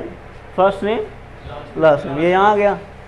क्लियर हो गई बात? अच्छा अब इधर क्या करूँ, क्योंकि इधर भी तो 2 है ना, इधर आप लिखेंगे दोबारा से TD क्लोज कर देंगे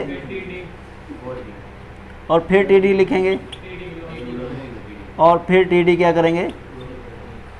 अब फर्स्ट नेम के नीचे क्या है जी? फॉर एग्जांपल मैं कहता हूँ मोहम्मद, ठीक है, और तलहा।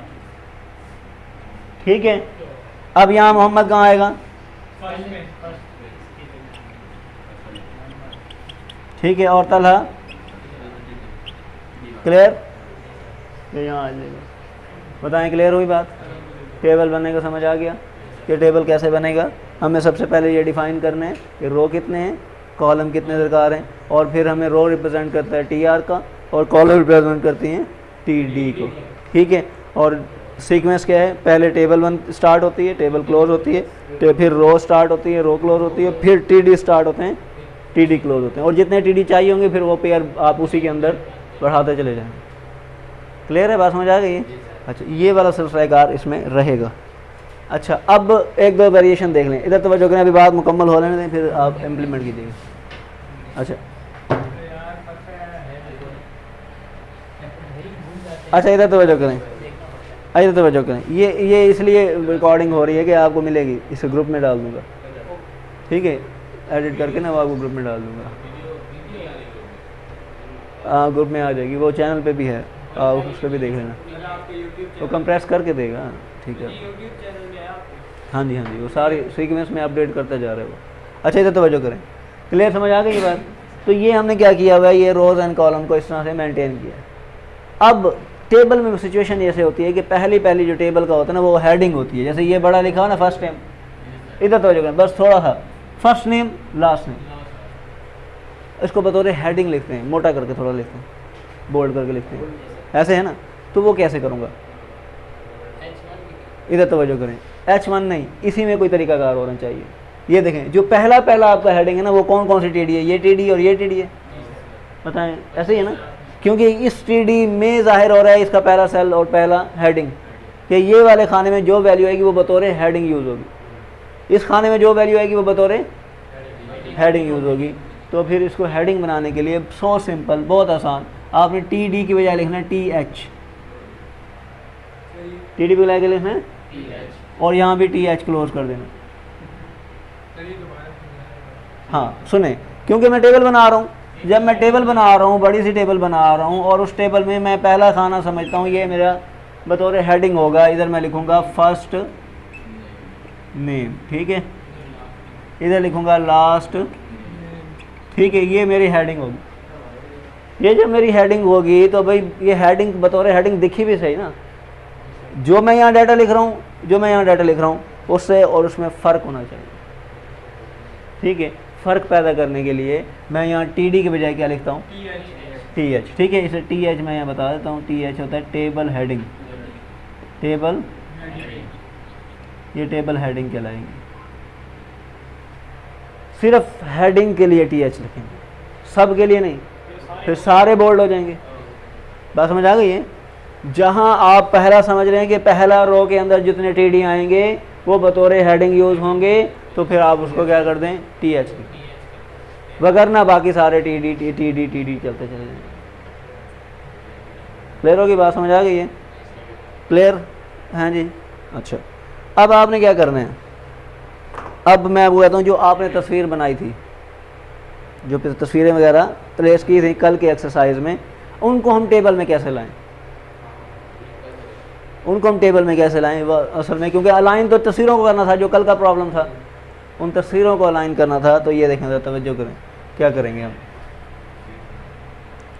ये जो ये वाला हिस्सा है, कौन से वाला, इस सेल में ये वाला हिस्सा, तस्वीर यहाँ नहीं चाहिए ना, पिक्चर यहाँ नहीं चाहिए, बताएं, पिक्चर यहाँ नहीं चाहिए। आप यहाँ लिखेंगे इमेज टैग,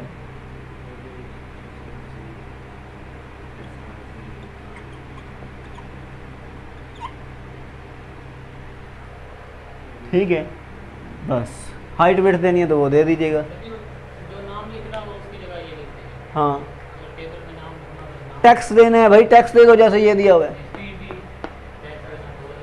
टैक्स देना है, टैक्स दे दो, फर्स्ट नेम है, लास्ट नेम है। टैक्स नहीं देना, तस्वीर देनी है तो ये यूँ लिख दो, तस्वीर का टैग दे दो, पूरा पूरा टैग उठा के डाल दो, उसकी हाइट विड्थ भी मेंटेन कर लो, यहाँ जैसे कर रहे थे कल। सही है, बात समझ आ गई है? तो इस तरह से हम कर लेंगे। अब जो तस्वीरें आपने कल लगाई हैं, होमवर्क में ये है कि इसको टेबल में लानी है,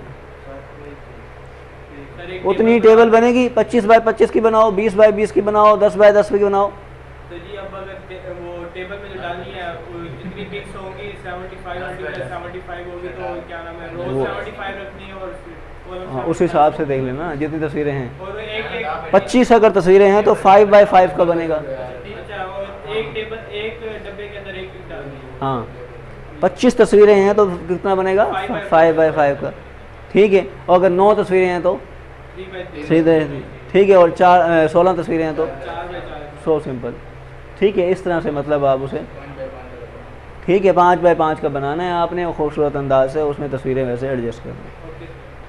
क्लियर हो गई बात? ठीक है, तो टेबल बनाने का आज हमने सीखा, आज के लेक्चर हैं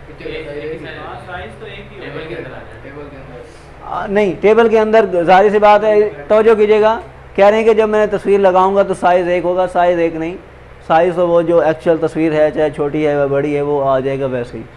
लेकिन साइज़ कैसे सेट करूंगा वो आपको कल बताया था कि यहाँ हाइट और विड्थ देता हूँ, तो यहाँ हाइट एंड विड्थ देना है, स्टैंडर्ड सबका दे देना है, ठीक है। 50-50 कर दें, 50 हाइट 50 विड्थ, तो सारा आराम से पूरा बन जाएगा। बताएं, क्लियर है?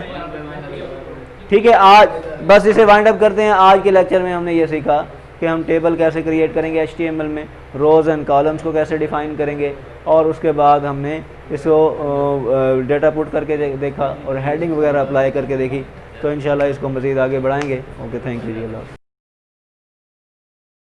जी, बिस्मिल्लाहिर्रहमानिर्रहीम। आज के सेशन में हमने जो है ना 2 इम्पॉर्टेंट टैग हैं HTML के, टेबल टैग और डेव टैग, जिसे ब्लॉक टैग भी कहते हैं, उसके बारे में डिस्कस करना है, और उसकी तरह प्लस माइनस को डिस्कस करना है, और एक छोटा सा कोड करके भी दिखाना है कि किस तरह से डेव टैग बनता है। पहले तो ये आपको पता होना चाहिए कि जो टेबल टैग है, जो डेव टैग है, ये बुनियादी तौर पर वेबसाइट को सेगमेंटेशन, वेबसाइट की सेगमेंटेशन, लेआउट डिज़ाइनिंग के लिए यूज़ होता है। अब वेबसाइट को आपने अगर हिस्सों में जाना हो तो आप अगर इस चीज़ को, लास्ट टाइम भी मैंने एक तस्वीर आपके सामने ड्रॉ की थी और मैं अब दोबारा से वो करके दिखाता हूँ।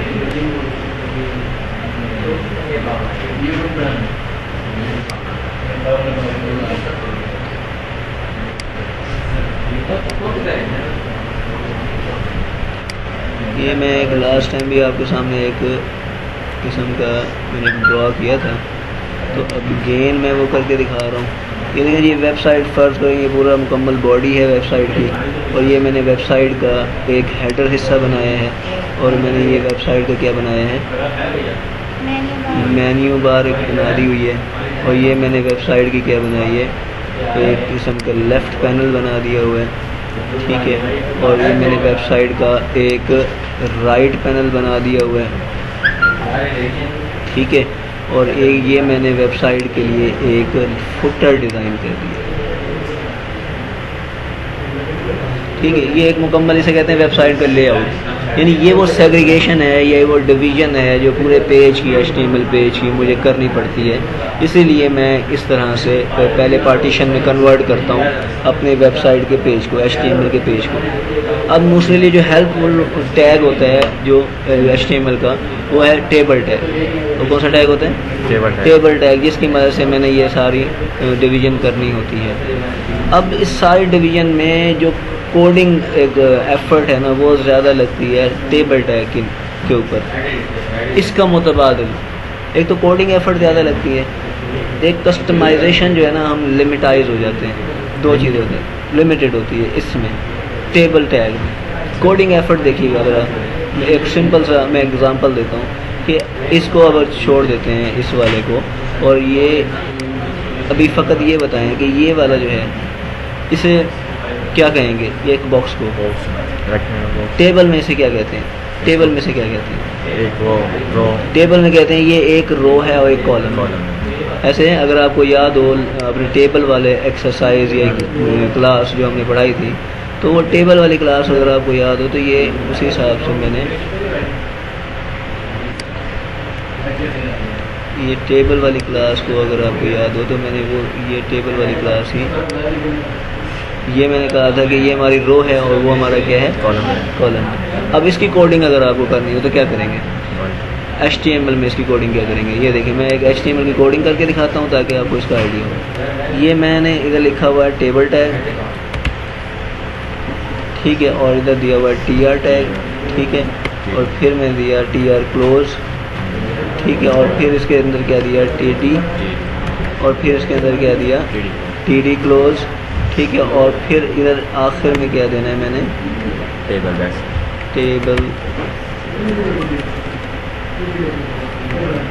टेबल क्लोज कर,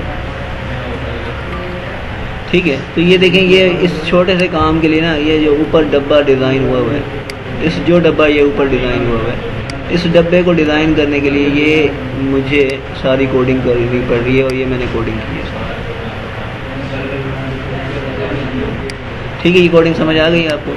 ये कोडिंग मैंने की है इस ऊपर के डब्बे के लिए। ये टेबल टैग की देखें कितनी लाइनें, इसकी निस्बत अगर यही बॉक्स समझ लें, डेव, इसे कहते हैं डेव बॉक्स, ये सेम समझ लें। अगर मैं ये डेव कैटेगरी में लेता हूँ, इसे कहते हैं ब्लॉक टैग भी कहते हैं, डेव टैग भी कहते हैं, ब्लॉक टैग भी कहते हैं, डेव टैग भी कहते हैं।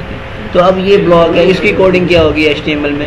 ये देखें, सिंपल से इसकी कोडिंग है, और ये इससे हम जो है वो ब्लॉक आराम से बना लेंगे। हम टैग लगाएंगे, इधर लिखेंगे डेव, ठीक है, और यहाँ डेव क्लोज कर देंगे। ये फ़कत ये हमारी कोडिंग है, इसकी निस्बत HTML की निस्बत ये इस तरह से हमारा एक बॉक्स बन जाएगा, मतलब ये कि उसके अंदर लिमिटेड है। हाँ, यानी इस तरह से हमने क्या किया है कि एक मुकम्मल डेव टैग डिज़ाइन कर लिया हुआ है, ये वाला फ़कत कोड है। अब कोडिंग देख रहे हैं, कोडिंग सिंपलिसिटी आ गई डेव टैग की, ठीक है, और कोडिंग कम्प्लेक्सिटी है इधर इसमें टेबल टैग में, ठीक है। ये ज़रा फ़र्क है इसका। अच्छा, अब जब ये कोड बढ़ जाएगा, जाहिर सी बात है, ये तो मैंने एक छोटा सा डब्बा डाला है, आपने अगर ये वो पूरा ये लेआउट डिज़ाइन करना हो तो आपको पता है कितनी मैंने कोडिंग की मेहनत करनी पड़ती है, और कितने TD कितने TR देने, कितने कॉल स्पैम देने, कितने रो स्पैम देने, ये सारी चीज़ें मुझे सेट करनी पड़ती थी, और ये आपने की भी हैं, ठीक है। और अगर थोड़ी सी कम्प्लेक्स टेबल आ जाए तो मज़ीद TD TR का इजाफा होता चला जाएगा, और जैसे लास्ट आपने फॉर्म बनाया है उस फॉर्म में तो और भी ज़्यादा मुश्किल टेबल्स का मसला हो गया था, ठीक है। तो ये वाले मसाइल हमारे इसमें था। इसे हम कस्टमाइजेशन, एक तो कोड हमारा लेंथी हो जाता है, कोड लेंथी होने से हमारा जो वेब पेज है ना वो हैवी हो जाता है एग्जीक्यूशन टाइम पे। हमने एग्जीक्यूट एक पेज जो नॉर्मल पेज अगर हमारा HTML का एग्जीक्यूट होता है लाइक अगर हाफ सेकंड्स में, तो इसे 1 सेकंड पूरा लगता है कि भाई ये एग्जीक्यूट होता है, ड्यू टू बटनाइज जो उसकी कोड लेंथ है उसकी वजह से। अब उसको हमने क्या किया, हमने डेव टैग की मान उसको हमने कन्वर्ट कर देना डेव टैग में, ठीक है। और डेव टैग की कोडिंग फ़कत इतनी सी है जो हमें करनी पड़ रही है एक डब्बे की, ठीक है। अच्छा, अब इसको हम क्या करना चाह रहे हैं, हम जो है इसको अगर इसी को जो ये डिज़ाइन आपके सामने बना हुआ है इसको डेव टैग को अगर कंसीडर करें तो क्या कैसे डेव टैग बनेगा, तो वो देखिएगा कि अगर मैं ये टेबल टैग की मदद से नहीं बना रहा, किसकी मदद से बना रहा हूँ, डेव टैग की मदद से। अब जरा इसकी लेआउट डिज़ाइन देखिएगा, तो मैं जगह तो छोटी सी है तो मैं इधर ही थोड़ा सा बनाऊँगा ताकि ये आपको समझ लें। ये ऊपर वाला सेक्शन जो है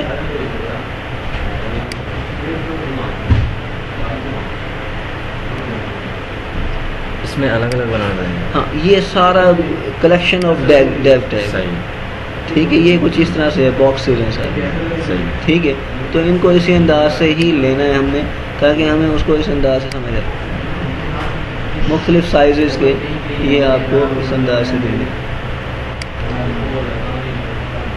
कोई चीज़ डेव से बाहर नहीं आएगी, हर चीज़ का डेव टैग आराम से बनाना है आपको ताकि वो डेव टैग के जरिए से सारा कुछ।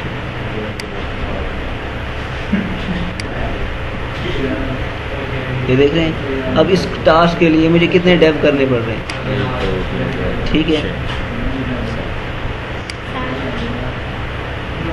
अब मैं इनके डेव काउंट करूँ ना तो डेव कितने बन जाएंगे। अब ये देखें, ये डिज़ाइन ये जो टेबल का डिज़ाइन था और इसको हमने डिज़ाइन को किसके साथ बनाया, ठीक है, डेव टैग।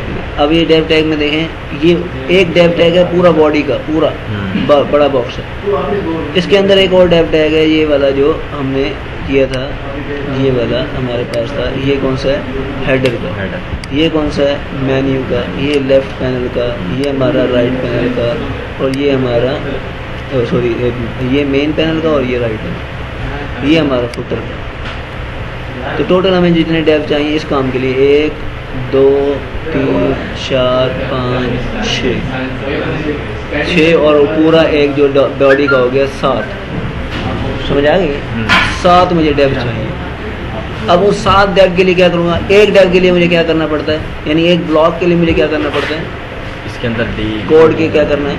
ये एक ब्लॉक की कोडिंग है, ये जो ये है तो 12 दफ़ा लिखना पड़ेगा। अब जब ये एक ब्लॉक की कोडिंग ये है तो मेरे पास मुझे ब्लॉक कितने चाहिए, 6। इधर 6 नहीं 7, 1 2 3 4 5 6 और एक मुकम्मल बॉडी का 7। तो अब मुझे कितने दफ़ा लिखना पड़ेगा, 14, ठीक है। हाँ, अब मैं उसे मतलब 7 पेयर दूंगा तो 14 मुझे डेव स्टार्ट और क्लोज करने पड़ेंगे, 14 करने पड़ेंगे। समझ आ जाएगी बात, ठीक है। सो इस तरह से मैं इसका कोड अप करूँगा। अब एग्जांपल भी ज़रा देख लेंगे एक कोड की यहाँ, ताकि आपको कोड की एग्जांपल समझ आ जाए। तो मैं पहला डेव है लिखूँगा डेव, ठीक है, और इसको क्लोज कर दूँगा यूँ डेव। अच्छा, अब इस चीज़ का ख़ास ख्याल रहे क्योंकि ये है बॉडी डेव, ठीक है। इसका क्या ख़ास ख्याल है, ये हमारे पास है बॉडी वाला, पूरा बॉडी के लिए इस तरह टेबल ये जो ये समझ लें बड़ा बॉक्स है। अच्छा, अब मैं जब एक और डेव डालूंगा ना इसके अंदर, ये इसी के अंदर बना है, इसे बाहर नहीं है, ये याद रखिएगा। किस डेव के अंदर है, ऊपर वाले डेव के अंदर। ये नीचे वाला डेव जो है ये वाला ब्लॉक पूरा इसका है। इसमें भी साइज देना पड़ता है डेफिनेटली, क्योंकि बहुत सारे ब्लॉक आएंगे। इस पूरे डेव के अंदर, ये पूरे बॉडी वाले डेव के अंदर कोई 8, 10, 15, 20, 100, 150, 1000 डेव आते रहेंगे। तो मुझे उनकी प्लेसमेंट करनी है, उनकी एडजस्टमेंट करनी है, उनकी साइजिंग करनी है, ताकि ये शेप नज़र आ जाए, ये मैं शेप चाहता हूँ। जाहिर बात है, अब ये देखो, ये डेव जो है इसकी हाइट एंड विड्थ कौन सी है, इसकी पोजीशनिंग सबसे टॉप पे है। ये डेव जो है इसकी पोजीशनिंग ऊपर से उससे नीचे है, इसकी पोजीशनिंग लेफ़्ट से, सेंटर से या राइट से, बॉटम में है सबसे, ठीक है। और इसकी साइजिंग वगैरह भी मुख्तलिफ है, मुझे भी यहाँ सेट करना है सबको। तो सबसे पहले मुझे डेव समझ आ जाए कि डेव क्या है, वो एक ब्लॉक है, उसकी कोडिंग HTML की फ़कत इतनी है, ठीक है। अगर लेआउट डिज़ाइन करना हो तो आपको एक बड़े डेव के अंदर बहुत छोटे छोटे डेव देने होंगे ताकि आप एक लेआउट पूरा डिज़ाइन कर सकें। अब कोड में जाएं तो फिर आपके सामने एक बड़ा डेव हो जाएगा जो डेव और इस डेव से रिप्रेजेंट किया जा रहा है, ठीक है। और ये डेव जो है ये इस डेव को रिप्रेजेंटेशन है। अब मुझे और डेव बनाना है, ये देखें, मैं इधर आ जाता हूँ, एंटर करता हूँ और मुझे और डेव बनाना है, तो मैं यहाँ लिख दूँगा डेव। ये वाला डेव किस लिए है? दूसरे के लिए। दूसरे के लिए।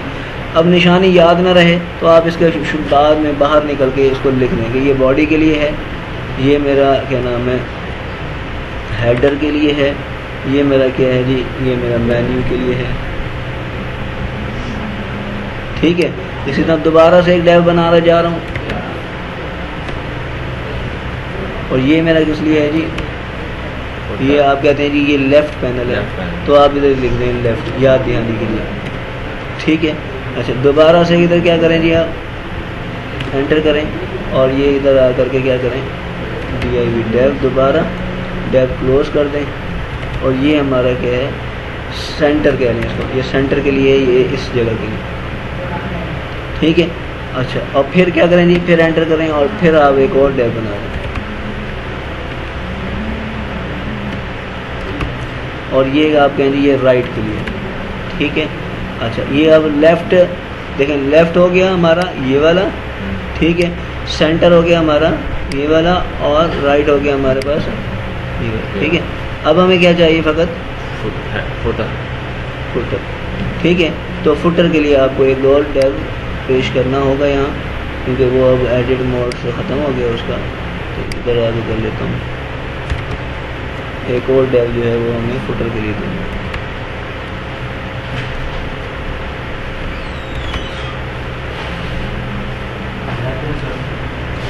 ये ऊपर वाले डेव को क्लोज करने, तो ये मैं लिख देता हूँ, ये हमारा हो गया फुटर, ठीक है। तो ये इस तरह से मतलब हम इस चीज़ को मैनेज करेंगे कि किस क्या करना है मुझे बताता हूँ कि, तो ये हम एक्चुअल कोडिंग वहाँ करते हैं। बहरहाल ये समझाने के लिए था कि किस तरह से हम डेव और टेबल टैग को मैनेज किया जा सकता है।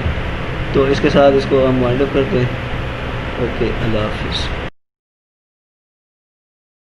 बिस्मिल्लाहिर्रहमानिर्रहीम। ये डेव सेशन का हमारा डेव टैग का जो दूसरा सेशन है। डेव टैग जो है हमने स्टार्ट किया हुआ था, और हमने लास्ट सेशन में टेबल और डेव का डिफरेंस जो है वो जाना था, उसमें क्या कम्प्लेक्सिटीज़ थी वो भी हमने समझी थी। अब ज़रा कुछ डेव बना के भी दिखा देते हैं ताकि पता चल जाए कि डेव टैग कैसे काम करता है, ब्लॉक टैग कैसे काम करता है। तो ये मैंने एक सैम्पल से कोडिंग की हुई है, जो एक रूटीन कोडिंग है जो हम पहले कई दफ़ा कर चुके हैं। अब ज़रा हम पहला डेव बनाते हैं, इसमें लिखते हैं div डेव, ठीक है। और इसे मैं सेव कर किए देता हूँ। इसे माई वेबसाइट में हमारे पास एक फ़ोल्डर है, हम वहीं सेव कर देते हैं डेव प्रैक्टिस के नाम से .html, ठीक है। ये हमने सेव किया। अब हम मिनिमाइज़ करते हैं और हमने इधर आ जाते हैं जो हमारे पास फ़ोल्डर था जिसमें हमने महफूज किया था। तो ये हमने डेव प्रैक्टिस के नाम से किया था। डेव प्रैक्टिस कहाँ गई, ये जी डेव प्रैक्टिस। डबल क्लिक करें इसके ऊपर, ठीक है। तो ये हमारे पास पेज खुल कर के सामने आ गया। तो आपने अगर देखा हो, ये जो पेज खुल के हमारे सामने आया है, इस पेज की मदद से हमने एक डेव बनाया था, लेकिन वो डेव दिख नहीं रहा। बॉर्डर इसका देना पड़ेगा, ठीक है। देखें, कोडिंग इसकी ये है कि ये इसमें ये डेव स्टार्ट हुआ है और ये डेव क्लोज हुआ है, ठीक है। लेकिन इसका जो आउटपुट है वो ये आ रहा है हमारे पास कि डेव में हमारे पास कुछ भी नहीं आ रहा है, ठीक है। डेव में हमारे पास कुछ भी आउटपुट नहीं आ रही। बिल्कुल उसी तरह इसको लें कि जैसे टेबल टैग होता है, जब आप टेबल का बॉर्डर लगाते हैं तो वो आता है, बगैर ना टेबल नहीं आता। आती, टेबल के बॉर्डर नहीं आएंगे। बिल्कुल इसी तरह हम भी यहाँ कुछ ऐसी चेंजेस करेंगे कि हमारे पास इसका बॉर्डर आ जाए। तो हम इसमें चेंजेस करने का थोड़ा सा डिफरेंट है। इसमें हम चेंजेस करने के लिए लव स्टाइल यूज़ करते हैं। अब यहाँ से आपका CSS का दरवाज़ा खुल जाता है। एक अगला टैब कंट्रोल या ट्यूटोरियल जो हम सीखेंगे वो CSS है। तो ये एक CSS वर्किंग स्टार्ट हो जाती है डेव से। जब आप स्टाइल लिखते हैं, style is equal to double quotation star double quotation close, और इसके अंदर आप देखें बॉर्डर, ठीक है, ठीक है, बॉर्डर और इसमें लिखेंगे कॉलन 1 PAX सॉलिड ब्लैक। इस तरह से करके हमने इसका करना है। तो ये हमें अच्छा, कलर मतलब चेंज भी हो जाता है इसमें। हाँ, इसका कलर जो है हमने चेंज कर देना है। और ये इस पर करेंगे, इधर आकर इसे रिफ्रेश, ये देखिए ये डब्बा सा आ जाएगा। सही, ठीक है, ये हमारे पास बॉक्स आ जाएगा। अच्छा, अब इसको मज़ीद हमने थोड़ा सा और देखना है। फॉर एग्जांपल इसके अंदर कुछ लिख लेते हैं। मैं लिख देता हूँ इसके अंदर डेव प्रैक्टिस, ये मैंने इसके अंदर लिख दिया हुआ है। तो ये आउटपुट देखते हैं, इसके अंदर ये लिखा हुआ है, देखिए बॉक्स बन गया। इस बॉक्स के अंदर ये लिखा हुआ है। अच्छा, अब इसकी थिकनेस बढ़ाई जा सकती है, कम की जा सकती है, ये अब आप इसके ऊपर है कि आप किस तरह से इसे करते हैं। सही, ठीक है। अच्छा, अब इसमें कलर्स को जो है ना चेंज भी किया जा सकता है। ठीक है, ये वर्सटाइल है। इसमें देखें कि किस अंदाज से हम थोड़ी सी कोडिंग सेटिंग में हम ये सारा कुछ किए जा रहे हैं। ठीक है, मतलब ये एक मुकम्मल कस्टमाइजेशन है। इसे बहुत अच्छी तरह देखें। अब इसमें ये सॉलिड लाइन थी, मैं डॉटेड लाइन करना चाहता हूँ। तो आप थोड़ा सा देखिए, थोड़ा सा वेरिएशन के साथ बहुत खूबसूरत सा आप मैनेज कर रहे हैं। सही, ठीक है, डॉटेड लाइन भी कर सकते हैं, हम डैश लाइन भी कर सकते हैं। दोबारा से जाते हैं ना, हम डॉटेड की बजाय लिख देते हैं डैश। ठीक है, इसे सेव करते हैं इधर। ठीक है, ये देखें डैश में समझ आ गई। मतलब अब ये देखें ना, अब हम असल में एक डिज़ाइनिंग की फील्ड में आ गए। HTML से मामला शुरू हुआ था, उसमें हमने बहुत सारे कंट्रोल टैग किए, लेकिन अब जो ब्लॉक टैग है ये बिल्कुल रिलेट है, इंटीग्रेटेड है स्टाइल शीट से, CSS से। और CSS का एक पूरा दरवाज़ा खुल गया इधर से। यानी आज समझे कि हमने CSS के साथ स्टार्ट कर ली और डेव टैग को क्लोज करते हुए। अब और डेव बनाना है जी, और डेव बना लेते हैं। क्या ये फैसला करना है, आया ये डेव उस डेव के नीचे आना चाहिए और उसको ऊपर आना चाहिए। तो ये आप उससे नीचे लाना चाहते हैं तो आप उससे नीचे ले आए, तो आप लिखेंगे डेव और यहाँ लिख देंगे जी सेकंड डेव, ताकि आपको पता चल जाए। ठीक है, ये सेकंड डेव की जगह है। ठीक है, तो ये सेकंड डेव है। हाँ, अच्छा, सेकंड डेव है। अब इसमें जा कर के हम इसको क्या करते हैं, यही वाला मामला यहाँ से कॉपी कर लेते हैं। यही वाला मामला यहाँ से कॉपी करते हैं और यहाँ आकर के इधर पेस्ट कर देते हैं। इस दफ़ा थोड़ा सा कलर भी चेंज कर देते हैं ताकि हमें फ़र्क लगे कि वो वाला डेव कौन सा था और ये वाला डेव कौन सा था।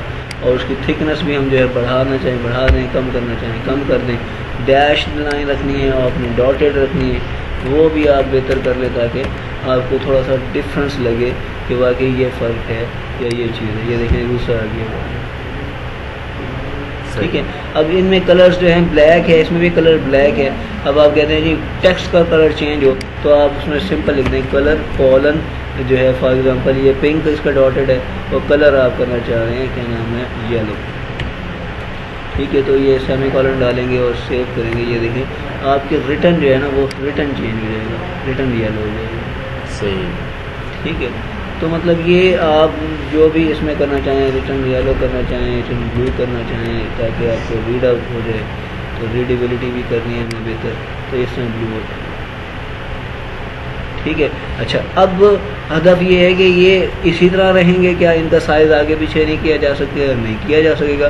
कि इनकी हम हाइट विड्थ भी बढ़ा सकते हैं, बिल्कुल बढ़ा सकते हैं। तो वही जो हम पहले HTML में करते हैं, तो हम इसका विड्थ आ करके यहाँ कॉलन इस तरह ये स्टाइल यूज़ है। यहाँ इक्वल टू एक ही दफ़ा आता होता है, यहाँ कॉलन और सेमी कॉलन का इस्तेमाल होता है।